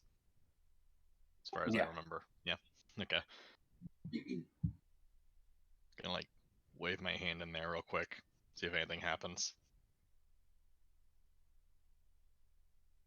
What is it that you would like to do? Did I just miss that part just now? So That I said just said something that to like me. as like when I get to the broken shards, I sort of like just put my hand in there, just sort of wave it around to see if anything happens. Nothing happens that you see. You just kind of just wave your hand and image of you is reflected from one mirror to another mirror to another mirror. Yeah. All right. Watch my back, and I walk in to the mirror circle. So when you walk in to the mirror of circles, this little bit of a bright light that's above you kind of shines onto you, and you see it within the mirror. And the mirror itself cracks in front of you. And in each fragment of the mirror, you see like a part of you that you've left behind, whether it was you with like a loved one or you at the prime of your bounty hunting days, to even moments of like the moment you pulled the trigger on Bill, the moment you kind of accepted darkness into your life, the moment that someone mentioned or I'm sorry, the assassin mentioned you would make a great assassin. You look in each one of these shards mirror and almost see like a different version of yourself within each shard. As you look at this, and you just have all these emotions kind of built up that you may or may not have been trying to like hide. You kind of just feel it harder than ever. What the fuck is this place? I guess especially if he sees a certain version and he sees a certain other person in that shard, Yeah. he's probably gonna get closer to that one. So you do so, and as you get closer towards it, the mirrored version walks over towards you in the same movement that you do, but then it does this odd movement that looks like it wasn't in sync with you, like it was a few milliseconds behind. And it's at this moment I need you to make a will save. Ugh.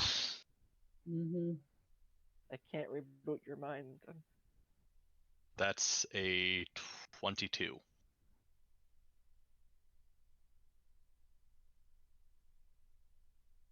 I don't think I have anything.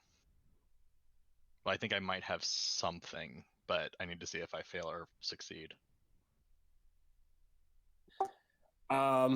When you kind of blink your eyes real quick, you just feel like that was maybe your imagination playing with you. Any other movements like the turning of your head from one way to another, everything is in sync. Whatever effect you felt that may have been over you, you feel like you shook it off. Huh. Can I poke the shard with my gun? Mm-hmm. When Anything you happen? when you poke the shard with your gun, actually, since you're not in this room alone, when you poke the shard with your gun, Katina, you actually do hear the sound of glass crack as that happened. When you take just a glance from a distance at Gunner's gun pokes into the glass and forms a crack, and that's the only one that you see. Where Gunner, in your case, you're seeing the shards that were there, followed by more shards that you just created. All of which, including the new shards that are there, are showing more parts of you that you may or may not want to see, including a shard that resembles you looking like your father. I immediately shoot that one. Okay. Yeah, Snow's gonna hear that gunshot and have her weapon up and ready. Yeah, Halbjorn's gonna immediately pull out one of his pistols. Okay. I need everyone who's in the other room to make a perception check. Fail again. Alright. Oh great! I rolled a 2 on the die and I got a 1. Gosh. I am only smart. I am not wise. I have up the berries have a -2 to wisdom, or -1. That is just unfortunate rolls. At least all this isn't combat. Yeah, this is not combat. It's just my race thing just makes my wisdom innate. So rather than trying to fight against it, I just went full in with the end. So it's a 1 from you, and now I need to know, Captain. Oh, okay, you're starting to type now. Okay, 39 and a 27. I will do a roll on my end, although they are not being sneaky. Okay. So you hear a gunshot go off north from all three of you, but um, both Captain Snow and Twitch, you both hear another sound that sounds to be coming in from the other room in front of you. But as I mentioned, since the walls kind of constrict and open back up, you don't see exactly what it is at first until Twitch gets a glimpse of this creature. I'm gonna put it in the Discord right now. And I was about to say, as soon as she would have noticed something, she would have gotten Halbjorn's attention and told him to, like, with hand signs, tell him to face down towards B4. He is ready to shoot. So good. He's ready to shoot the bitch. And Twitch would light up any motherfucker that seems to be in this place, because... Just like sees one glimpse of someone just yeah, machine gun go burr.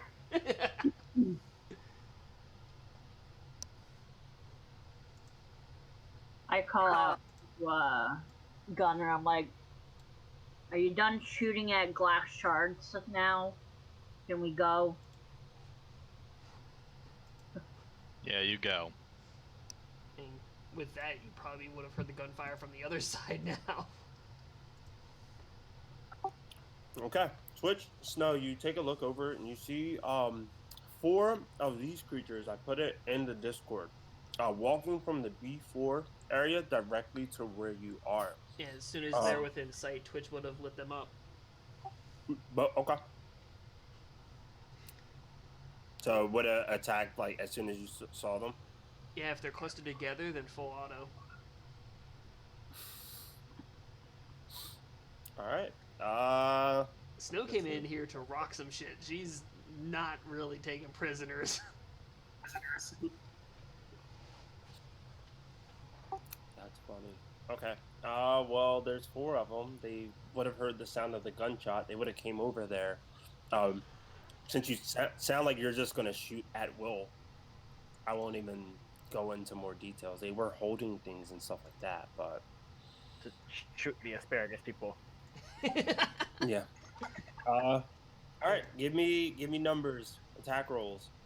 Alright, so there's the 4 of them. Mm-hmm. So it's... No, flat-footed. Yeah. I'm trying to do the dividing up with the full auto, because it's the essentially like the 10 uses that I have to divide amongst the 4.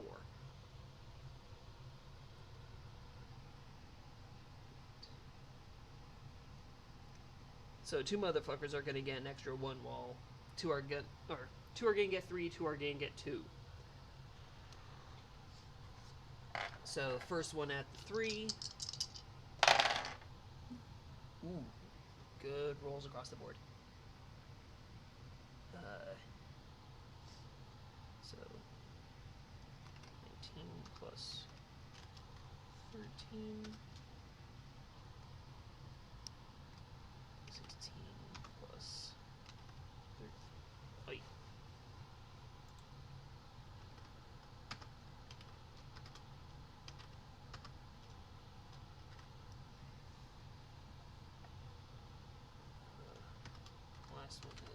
11 plus 13. Yeah. 1, 2, 3. Is that the? That's What was for the the first of the 4. The 3 hits that they take. All hit. Alright. The second of the 3. Ooh, a nat 20.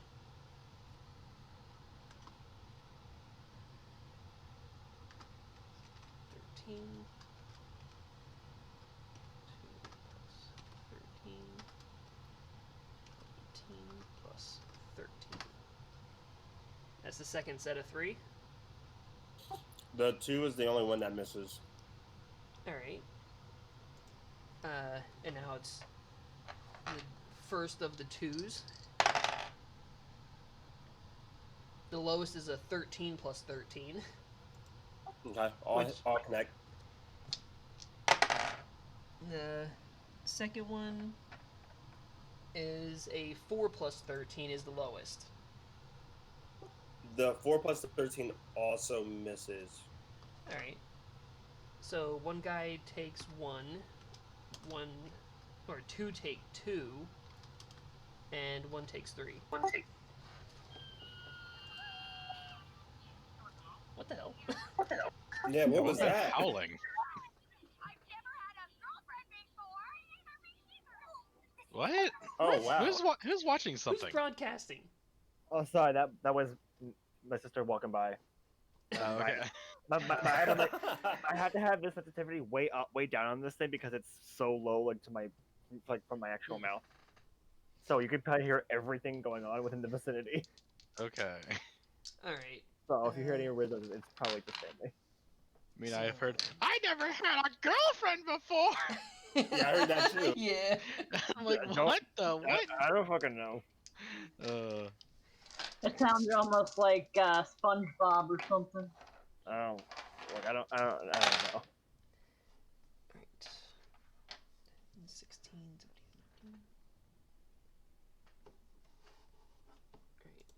18. Or one of those cartoon shows that kids are into nowadays. 23, 34 damage to the one.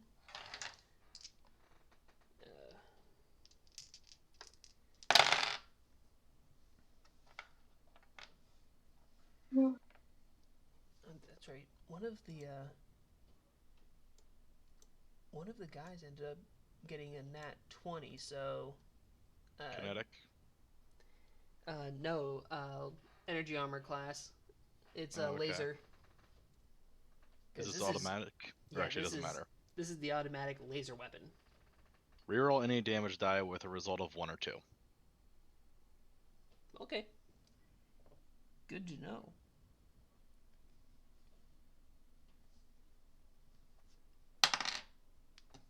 Alright.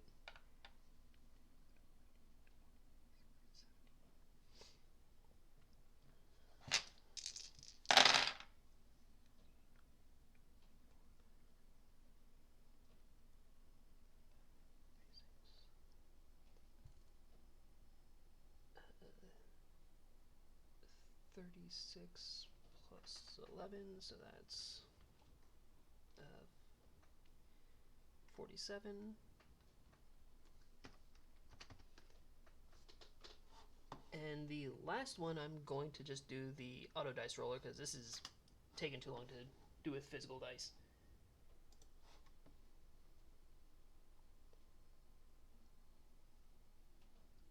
So that is 4d10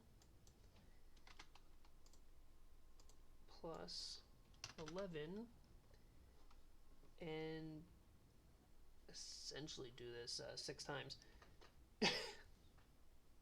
Wait, no. Yeah.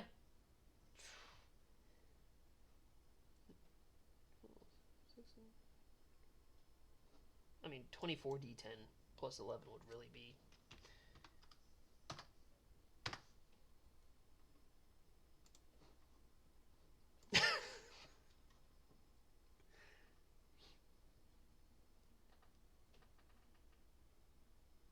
Alright, so have that.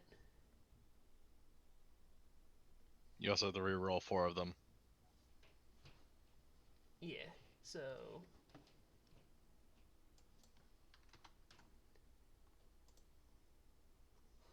Yep.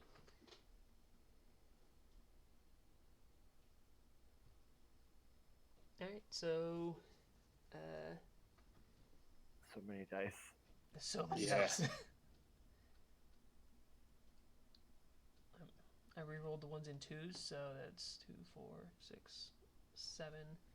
So 132 minus 7.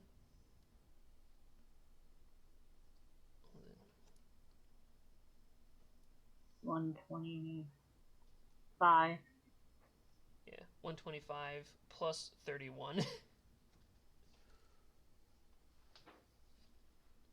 156. I think sounds about right. Yeah. 156 divided by 2, and that's what those last two guys take.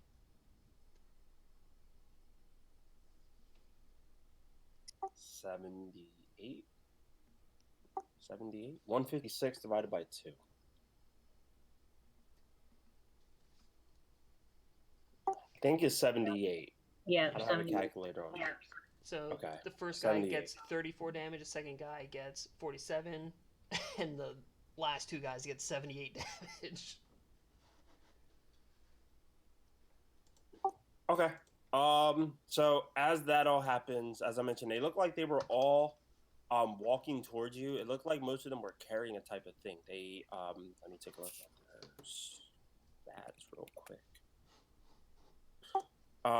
As you can see, they all have a staff on them, but that isn't the item that they had. They all look to have like a somewhat personal or smaller item in their hand. But after immediately taking a clip from Twitch, most of them drop what they have in their hand and instantly equip their staff.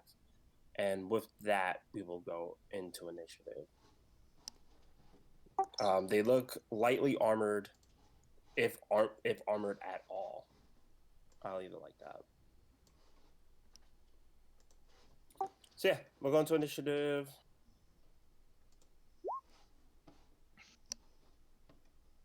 Hey, and actually got a decent roll on auto roller.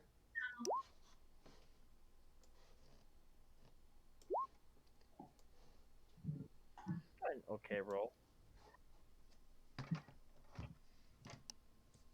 Like the skull has initiative. Oh no. Oh, the skull I had to take out. I just highlighted everything. Okay. I was like, wait, the skull has an initiative. I'm scared. Yeah, apparently the skull and the door both ended up on the initiative board. The door's a mimic. Well, this place being alive wouldn't shock me.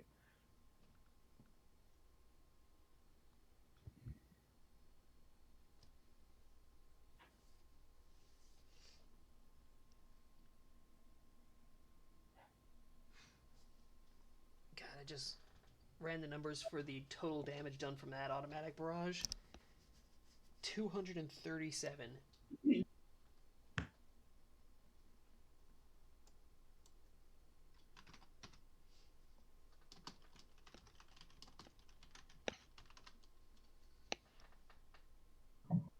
What was Gunner's total? 17. Okay. 17, yeah.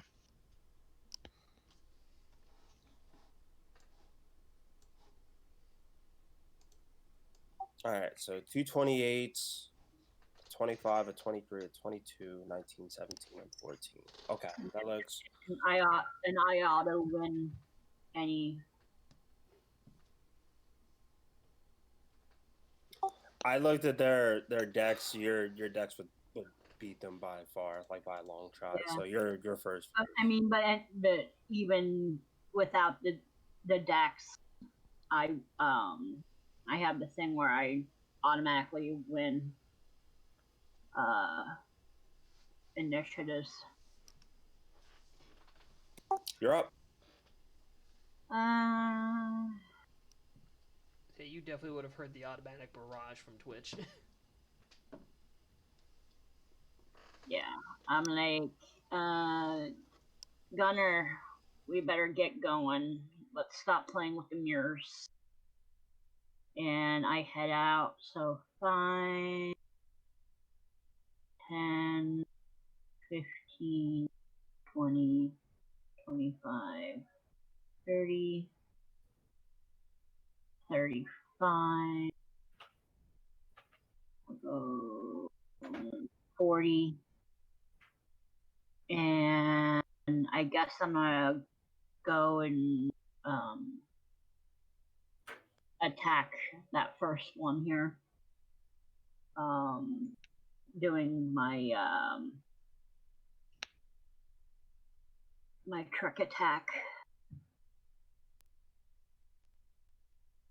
So, alright, 2 trick attack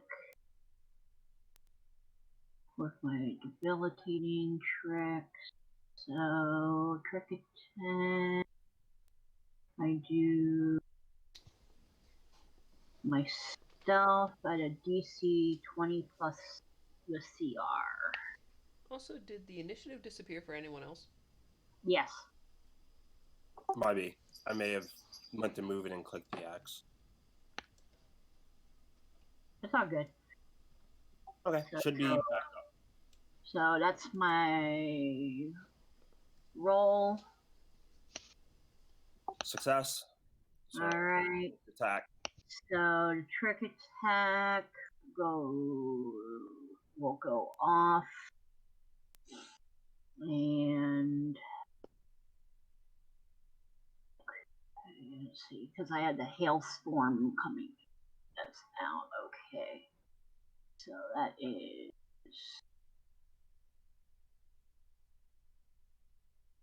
should be good there. Hot damn. Nat 20 on a cryo energy weapon.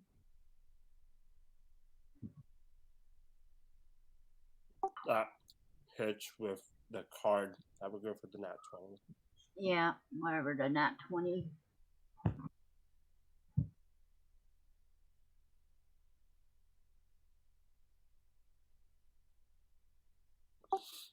Gunner, we have a nat 20 Got it. for a cryo weapon. Is that piercing at all? No, it's a cryo energy weapon. Got it.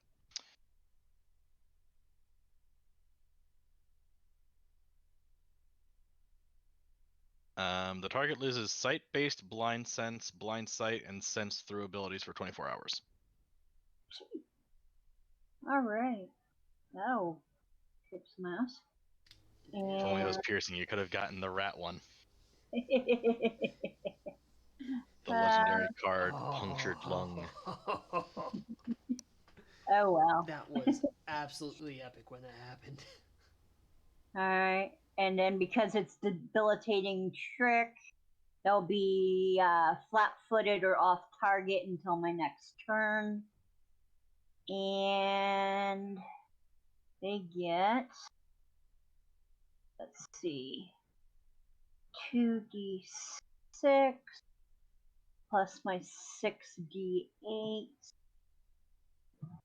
So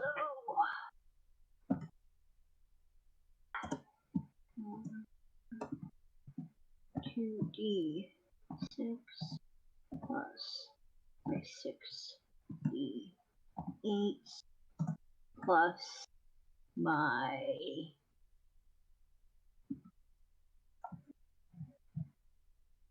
operative, my extra damage for weapon spec. And this is what we're all here, folks. The number crunching. That's Starfinder for you. So there's That's the 44. Pathfinder system. So there's 44 damage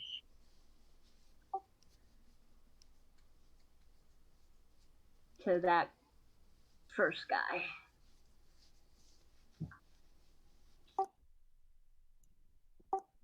Blood starts coming out of him. He's still standing, but that's good damage. A few more like that, this one's out.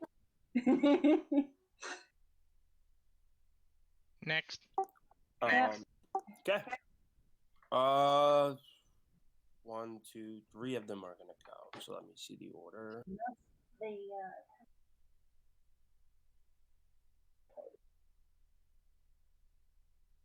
All right, so it's the 3 closest ones. So let's see. The first one is going to.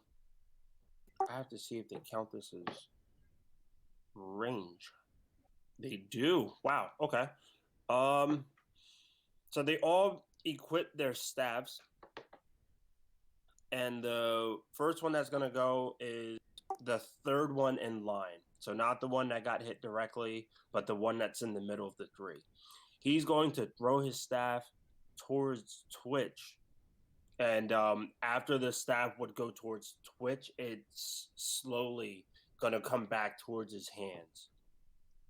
So he's gonna attempt to throw a staff, try to hit, and then have the staff come back. We'll see. I think I'm gonna just do this online. Plus, add a 17 to this roll right here. Yeah, that'll So hit. 19 and 17, 36. Yeah, Twitch's armor class is 25. The second one is going to attempt the same thing. The second one to go is the first one out of the line of 3. And that's going to be a 17 plus 11. So with a 28, he's going to do the same exact attack. The third one, the one that's directly in front of Twitch, is first going to make a perception check because of the crit. And his senses all like kind of being messed up. It's going to try to detect the closest enemy to him. All right, and isn't successful. So he's gonna walk towards your party, which is gonna provoke an attack of opportunity from Twitch. I was just trying to bring up the like the information for the deconstructor. All right. Yep. So pneumatic claw.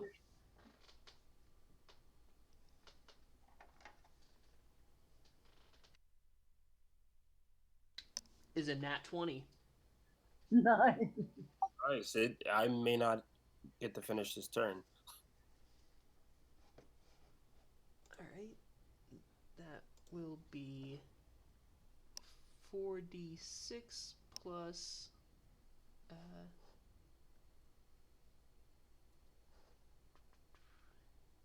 melee attack.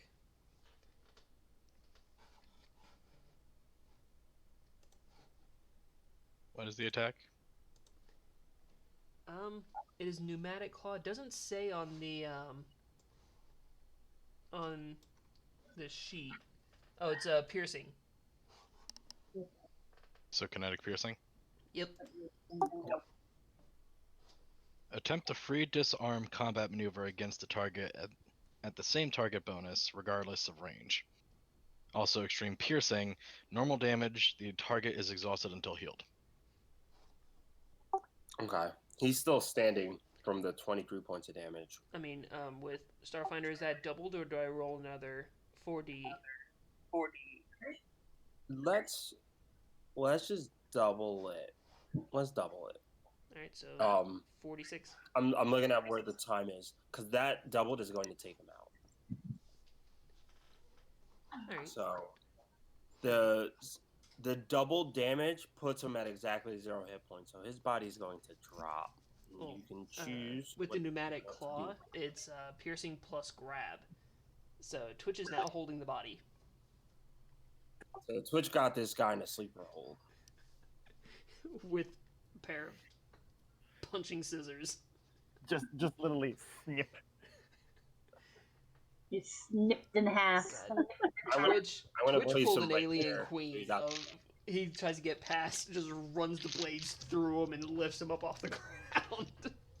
Yay. You're not going anywhere. We chopping a sword or something here. Okay, so that one was taken out. I'm gonna roll the damage for the 2 staffs that were thrown and then returned to them. It's gonna be in cold damage.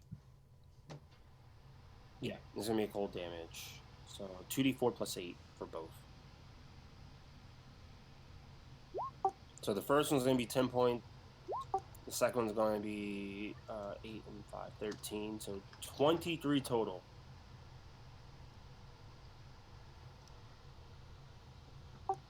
$23 cold damage to Twitch. That'll end all 3 of their turn. This one being destroyed. Snow's up.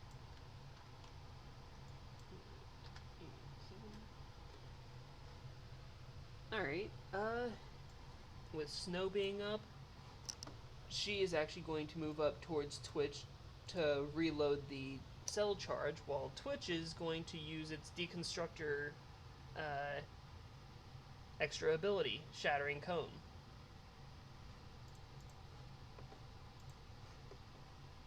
So the 3 remaining guys are going to have to make a fortitude save.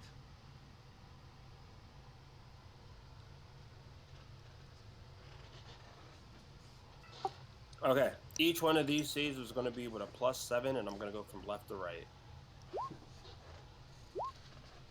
All right, 21, 15, and 21.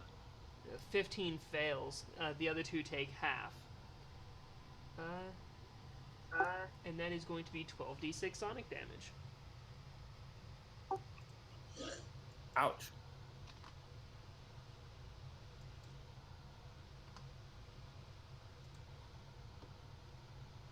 So yeah, 37 for the one who failed, and half that for the other 2.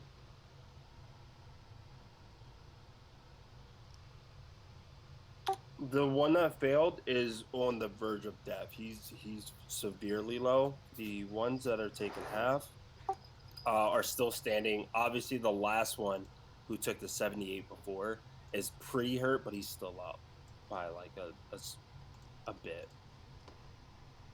Alright, then I'll see if Snow can pick off the one that's really hurt. So she's going to try to shoot him. Alright, that's a 27 to hit. Hit. And that's going to be Hit. 66 plus 14. The 14 itself already taken out. Alright. It had 10 hit points left. And the last bit would just Okay. be Twitch throwing the body at one of the other 2. Okay, go for it.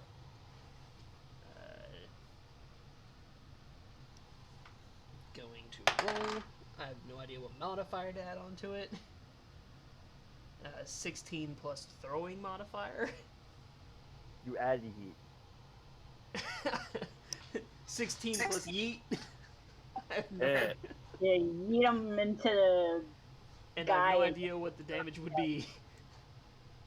Knock them prone. It'll hit toe. What would I put in for damage? Because I don't know rules for body yeet damage. Body heat.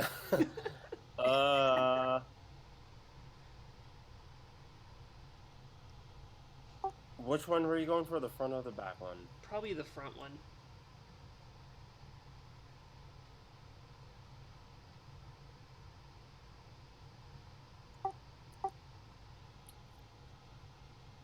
To keep things running, I'm gonna add the same damage that you did last round, the 37. Cause that one is still, he still has a decent amount of health. That's So a I'm hell gonna of keep a it at yeet. 37. But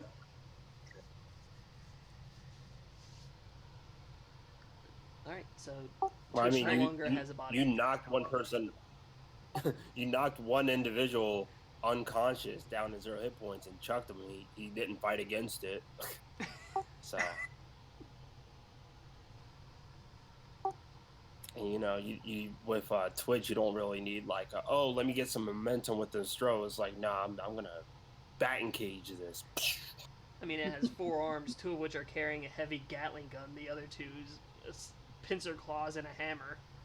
So this is like, just swap arms, yeet. All right. After you go, the one who's all the way at the end of the line is going to step forward. He's going to go directly towards Twitch and is going to use... One second. I went to move one and they both moved. All right. He's going to go directly towards Twitch and is just going to place his hand on Twitch. And as it does so, he's going to make a melee attack against you. It's part of an ability, supernatural ability that it has. So I have to see if this is going to hit or not.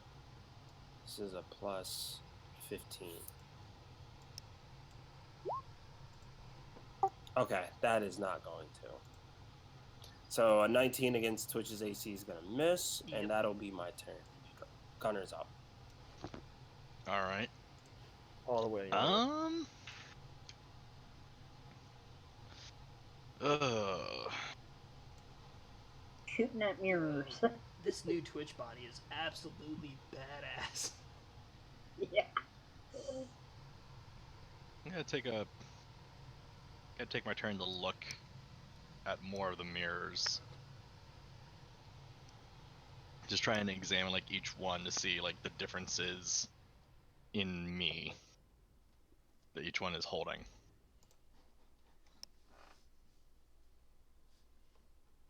Give me a perception check. Say 32. With a 32, you begin to just take in the scene of everyone. Each one, as I mentioned, portraying a different version of you. A lot of them just reflect on important moments before you made life decision moments for you. Taking on life as a bounty, love interests, you know, the face you made before anything happened to your mother and the face you made afterwards. Um, Even down to the moments of when you were on the planet and it was frozen over and you were just looking at the tombstone. These are all different scenes that you can see in each mirror shard. Suddenly, while you kind of look over into one of the mirrors, you kind of kick over this small uh, glowing, like white glowing crystal that you didn't see that was there at first, but is just there now. And when you take a look at it, you feel like you're looking at like an alternate reality version of yourself. I pick it up.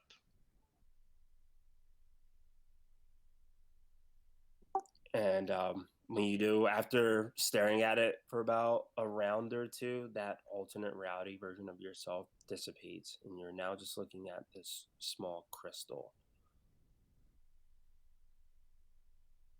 Can I tell what it is?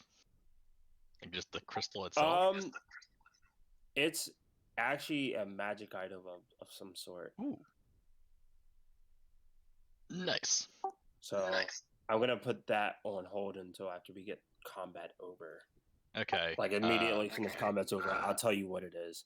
Or Okay, I can so just tell you what it is now. Yeah. I mean, I could put it in my pocket and then just use my movement saying that that was my whole action because I perceived and did this. If I'm able to leave. Yeah, you're able to leave. Once you take a look, or once you pick up that crystal, I should mention it was actually two crystals. Just that one in particular just looked a little nicer because it had a version of you that you saw. The other one in itself just looked like a normal white stone crystal. Well, this in a smaller size. Okay, then I'll take the one that had myself in it, put it in my right pocket, take the other one, put it in my left pocket. And then I'm gonna run toward the sound. Which is 5, 10, 15, 20, 25, 30. So I can get there. All right, sounds good. Hobjorn. right. So.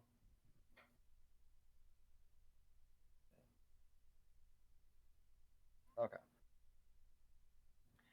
So, Hobbiart's going to see. Wrong one. This one up front. And I'm going to cast Caustic Conversion at it.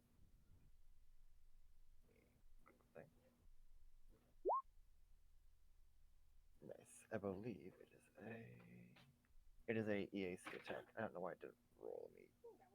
Roll a 20.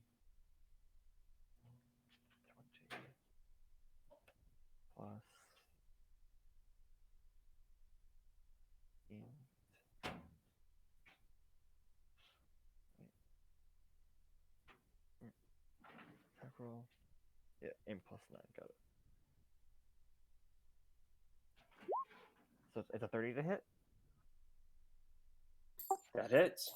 All right. He takes 13 acid damage and then 5 additional on each of its turns for 1 round. Or wait, with the duration of the spell again. Oh, 1 round every 3 levels. So, is that character levels or spell levels? Dang it. I've been putting these up, but I didn't mean to. My bad. Because it says duration 1 round plus 1 round every 3 levels. So I don't know if Nice. Whoops. Whoops. Nice. That doesn't happen. I'm so charismatic all of a sudden. Okay, my bad.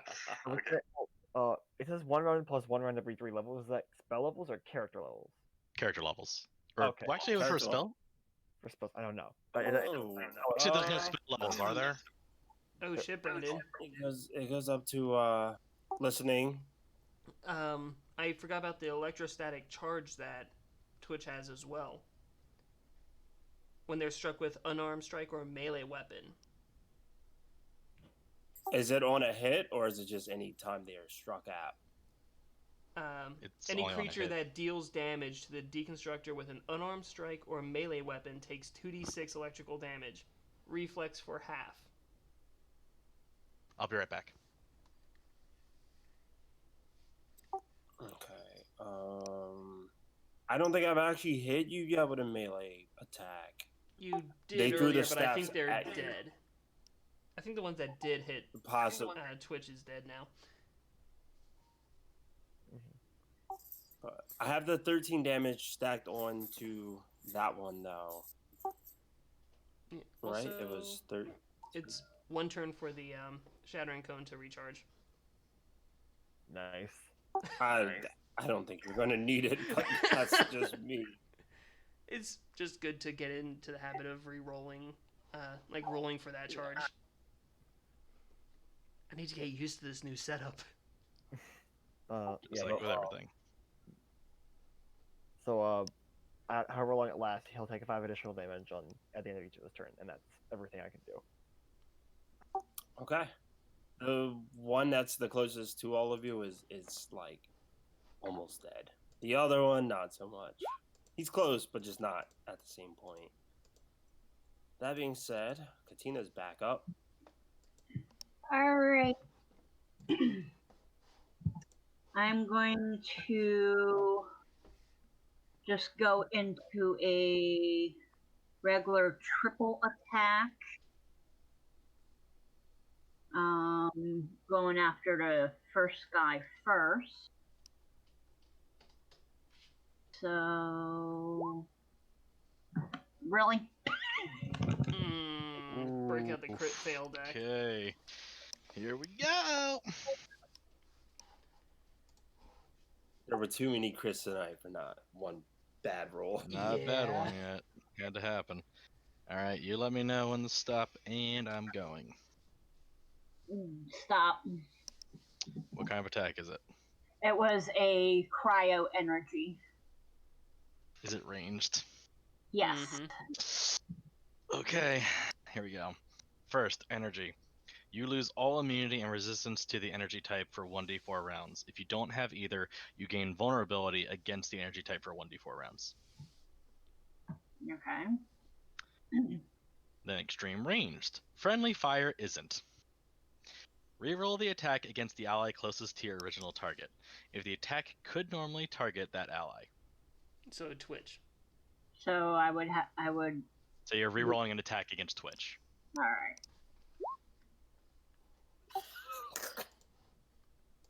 Welcome to the Nat cards.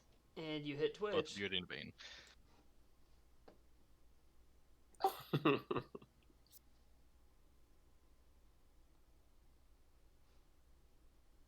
That is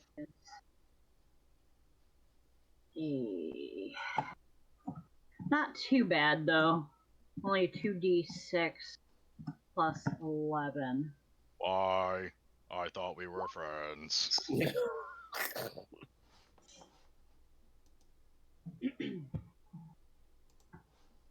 Alright, so that was the first hit. That was the first attack.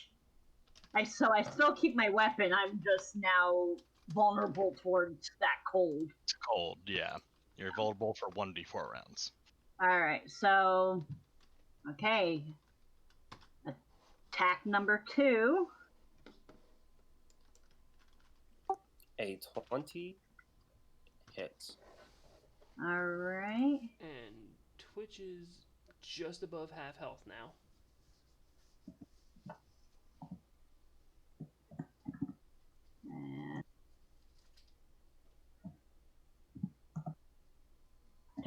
And 6 plus 11. That's damage on that one. And then my third attack.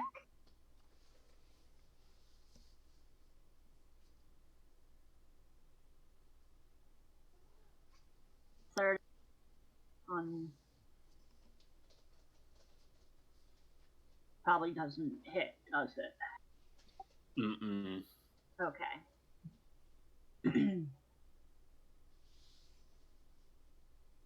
At least he ends up with another 15 points of damage. Unfortunately, I also end up smacking Twitch by accident. You did more damage to Twitch than to the enemy. Just a smidge. 4 more extra points. The damage that I'm taking from Halbjorn, is that at the start of my turn?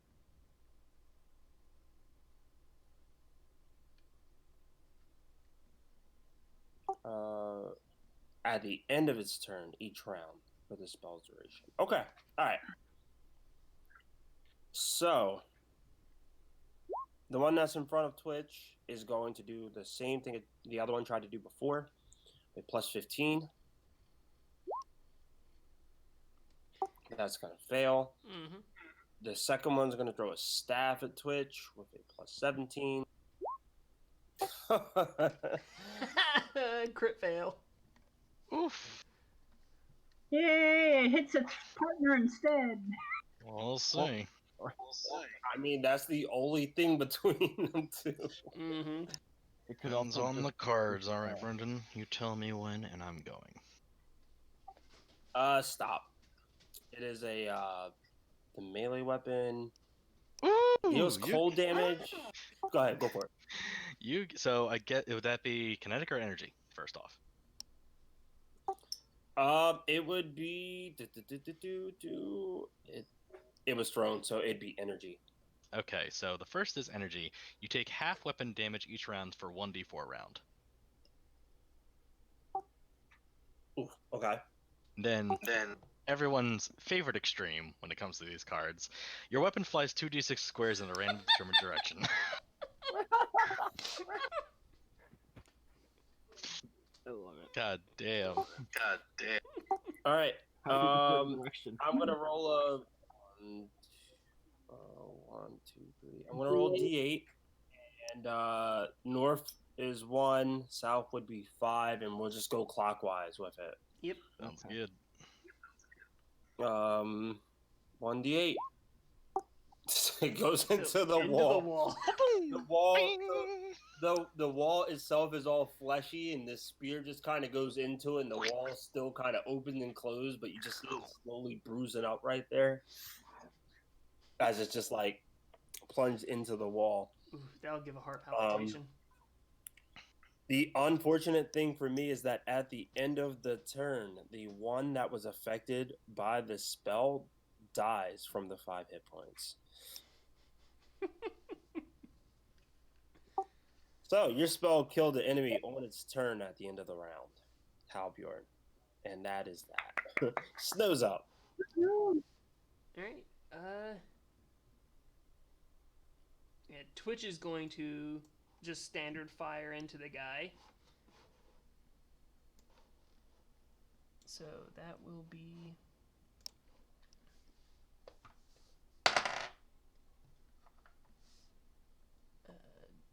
27 to hit. Hits. So 4d10 plus 11.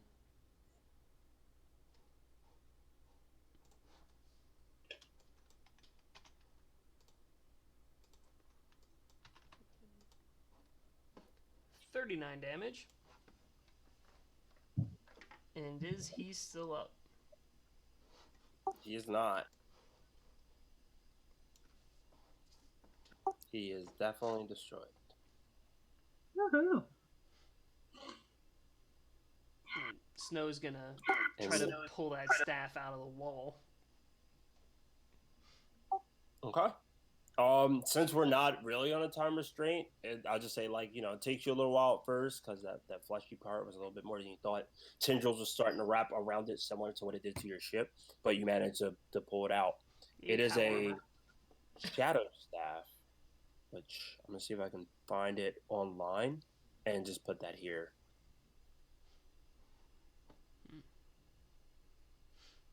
And once that's done, Twitch is going to attach themselves to Snow.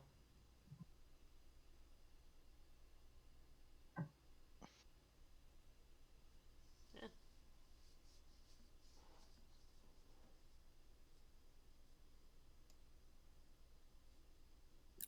All right, it's the when you click on the link, you'll see like lesser, and then standard. It's the standard.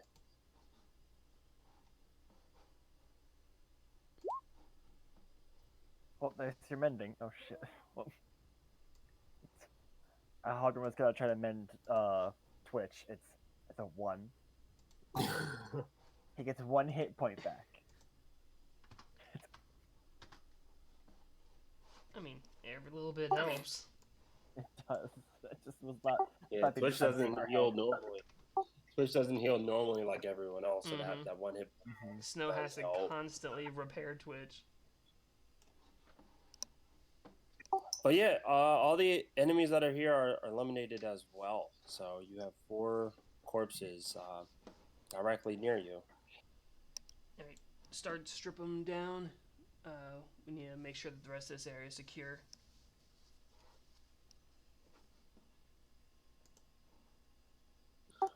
Each of the ones that you strip down, they all are wearing an advanced Lashunta temp weave, which I think is a lower level than everyone, but they all have a shadow staff equipped. So that link that I just sent is the weapon that they all possess. Other than that, you're not finding anything else of any value here. They look very like they had no gear, no nothing. They had just these symbols placed on the center of their forehead, but I didn't even get that far before you put a clip into them. Probably Just would take their armor as well, because that's extra credits. Yeah, and that's actually what I'm wearing, the advanced Lashunta temp wave, so it's good stuff. So yeah, that happens. Since some of you have moved into the B4 area, I'm gonna describe what's in there now, because I think we may actually be able to describe what's in every room, depending on how we progress.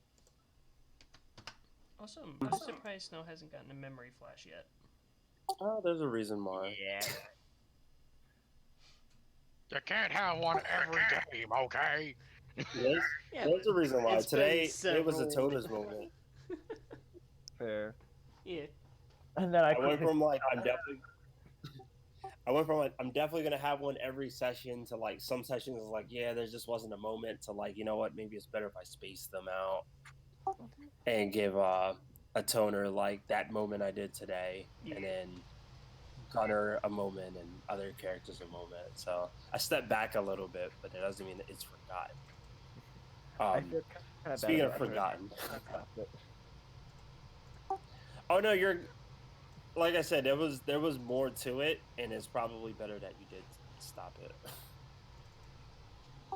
On the topic of stopping things, in Area B4, the northern and southern walls of this chamber are lined with cylindrical machines, each with single large opening in the front covered by a clear plastic door. A single touch sensor is situated above each of the doors. A smaller cylindrical machine is to the east, with a wide maw at the top and a hopper at the bottom. A regular fountain, currently devoid of water, sits in the center of the room. It is a display of abstract forms and shapes made from All right, I'm so gonna say this word wrong. Cartilaginous material. You Several. you got it pretty well. I think I You got it fine. that was several holographic signs are posted on the walls. The first one that any of you would have seen is be thankful for what you receive and return the generosity in kind. And you find just other ones like that. Some of them seem to be in common, while others of them seem to be in other different languages, such as Shadow Tongue and a whole bunch of other languages here.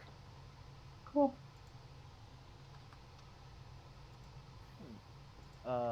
So yeah, I'm that is gonna, what you see.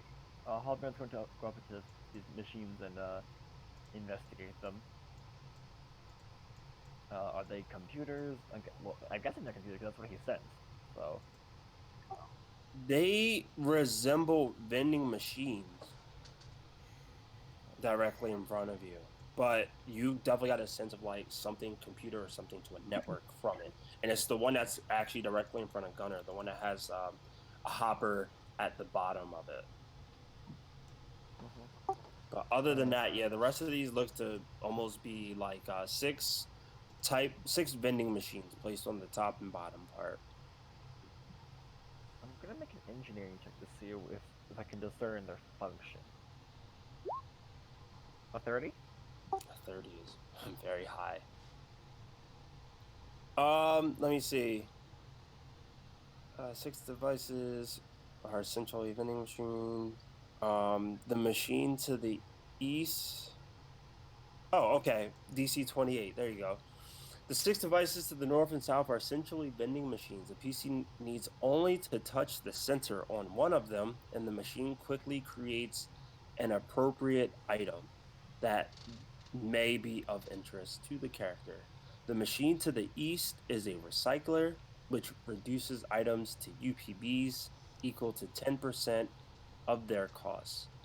With your engineering check, you were able to decipher all of that. And as that's going on, I see this tunnel ahead of me.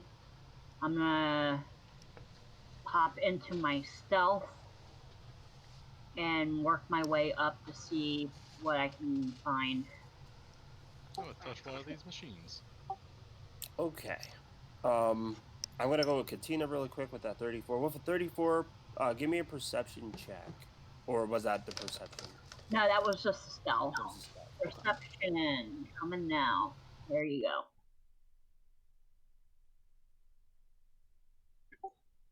Okay, with a 32 perception, you can hear the sound of a female. It sounds to be like a female with an elderly voice. You can hear it in her tone. She's like, "No, this needs to be perfect.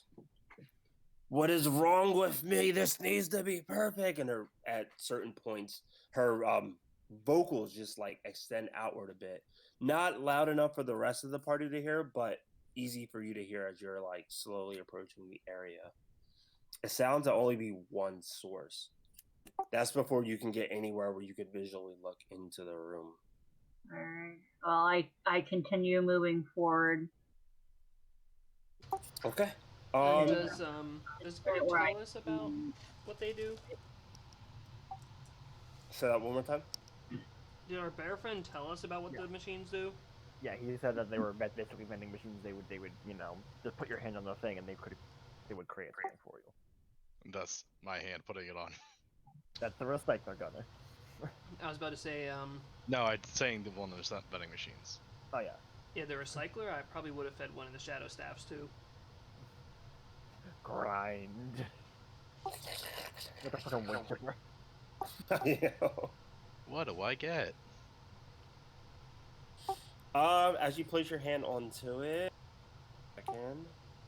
on the screen itself, I want to see if I can if there's description of what this item is instead of me telling you what it is first.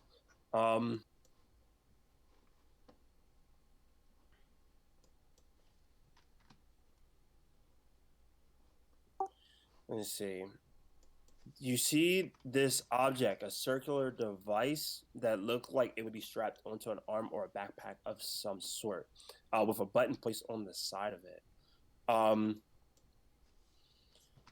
it looks like there's a little bit of like a small, like 10-second commercial thing of what this device would do. And it looks as if you were to press this button, it opens like a small pocket space, like extra dimensional rift for a pocket space Ooh, for you. nice. On the screen. And what was that phrasing that I heard before? The machine to the east is a recycler, which reduces items to UPBs equal to 10% of their cost. No, I mean, like, I think there's like a phrase that was like, there's like some plaque or something that says something about giving. Oh, let's see, holographic signs. One of them says, "Be thankful for what you receive, and return the generosity in kind."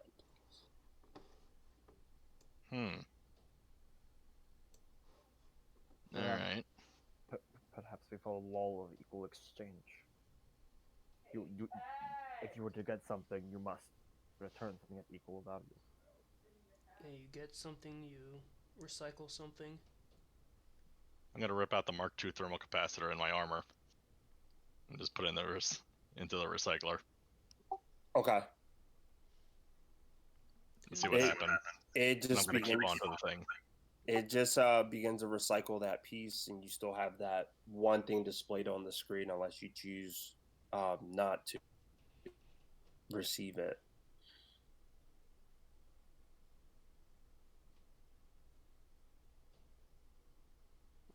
So it begins crunching up your capacitor, but Is the there one nowhere thing is else still to put it? displayed on the. What the Like, there's only the vending piece machines and the you're at. recycler. So is there like a different way of giving that I could see? Not that you're seeing here, just the recycler and that one machine. There's a fountain that's displayed with no water coming out of it.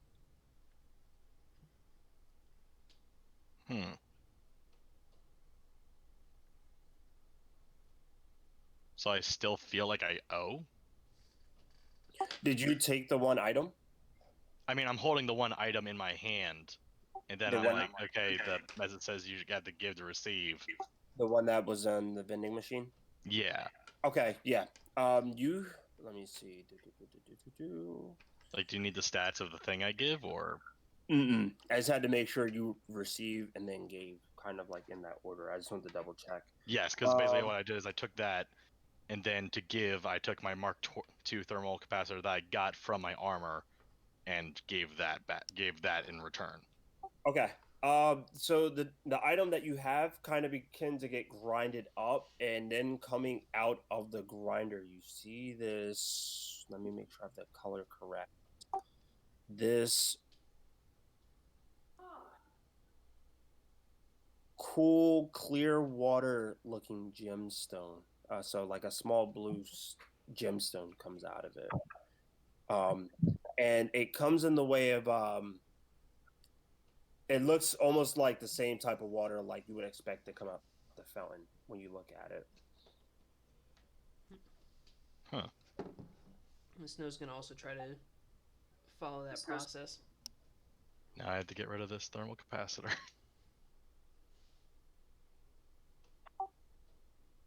Goodbye, having 15 plus to my fucking cold.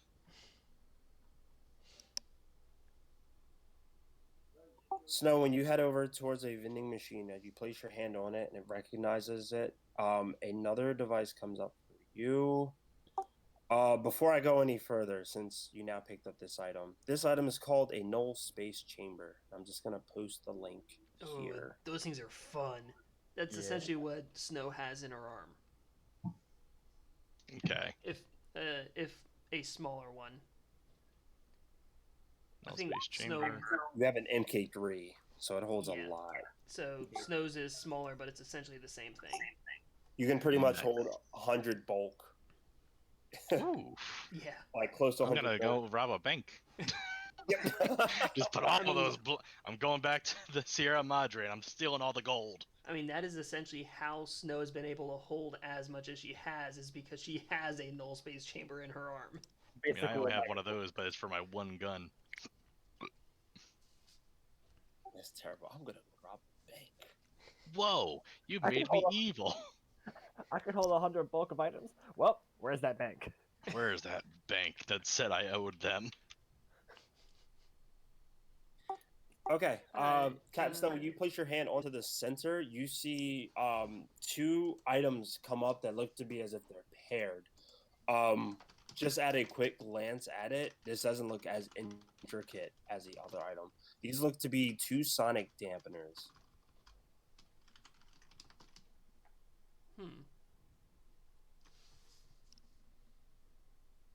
And there's like a button that would be underneath of it for, accept or decline. Sonic dampeners. She's probably gonna decline it. Okay. It would be a pair of them. They're, let's see. Look it up real quick for you, and I'll place the link.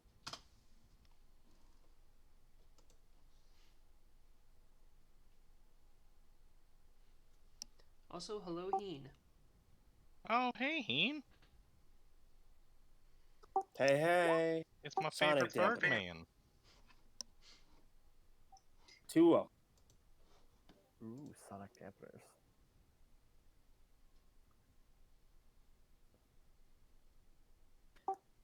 them. So yeah, that shows up for you.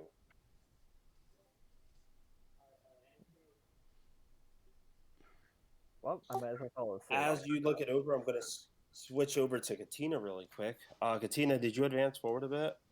Yes, I did. I advanced forward to be able to see into the room and the person talking and whatnot. All right.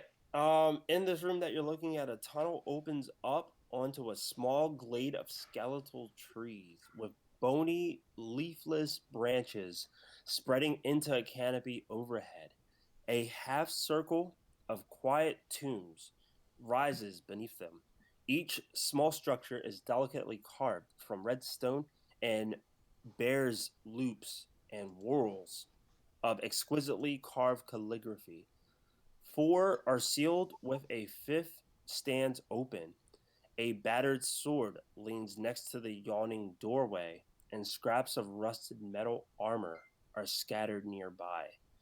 As you take a look into the room, you do see one individual here. It looks to be like a old, maybe in like her 70s, 80s woman that looks to be heavily armored in blue and gold colored armor.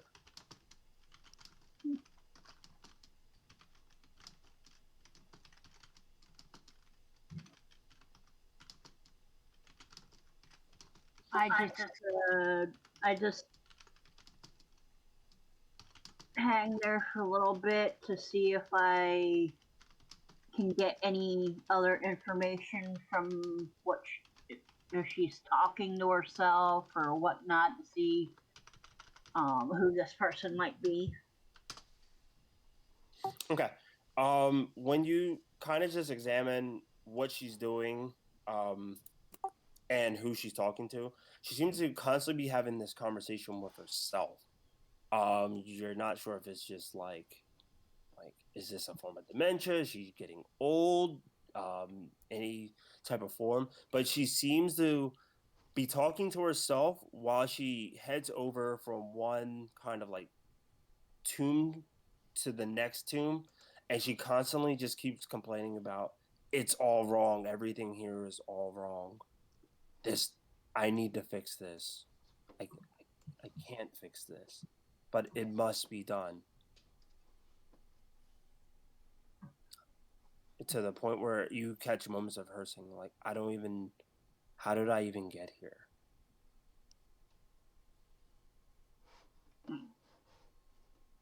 All right. I head back towards the rest of the group to relate what I see, what I saw, and we can determine what we want to do. Should we end there? That's what I'm going to ask the group. I mean, I now It's- have plans, so.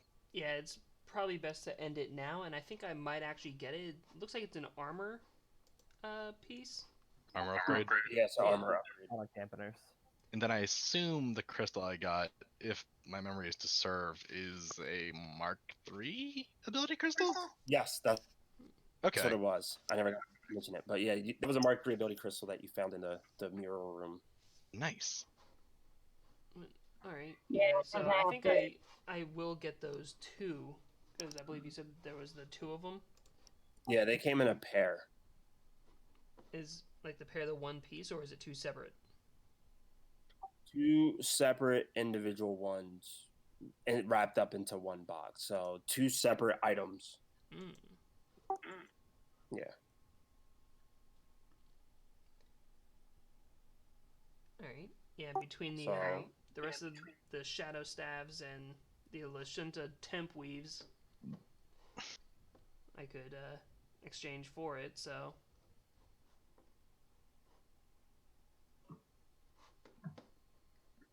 all right. Is there anything anyone else wants to do in this current room before dealing with anything else? Because if so, then we'll just end it, or we'll just knock it out real quick and end this here. If not, we'll continue next week, starting in this room. I think we're good to just go till the next room, or well, not saying leave this room, but we can hold off whatever it needs to the next Yeah. session. Okay. Because I can like rejoining the group to let them know what's ahead, and I can see that they're playing with these vending machines or whatever. So I'm like, maybe I'll give it a try. All right. Since we are missing about 2 members in our group, Yeah, that's the other let's thing. Yeah. leave it here. But Yeah. I want to take this time to have everyone level up. Oh. So we're not gonna waste time next session with the level up process. All right, I'll put that in mind. So next Now week, I had to remember everyone how to level up at all. Yeah. Between now and next week, everyone level up their characters, and we'll start everyone with just whatever hit point you would gain from the level up is what you gain if you lost any and have it recovered, and we'll continue it from there. Because I'm sure our 2 missing characters probably would want to do something in either that mirror room or the other room or this room. So let's leave it here, and we'll continue this next week. That's that. Sounds like a plan.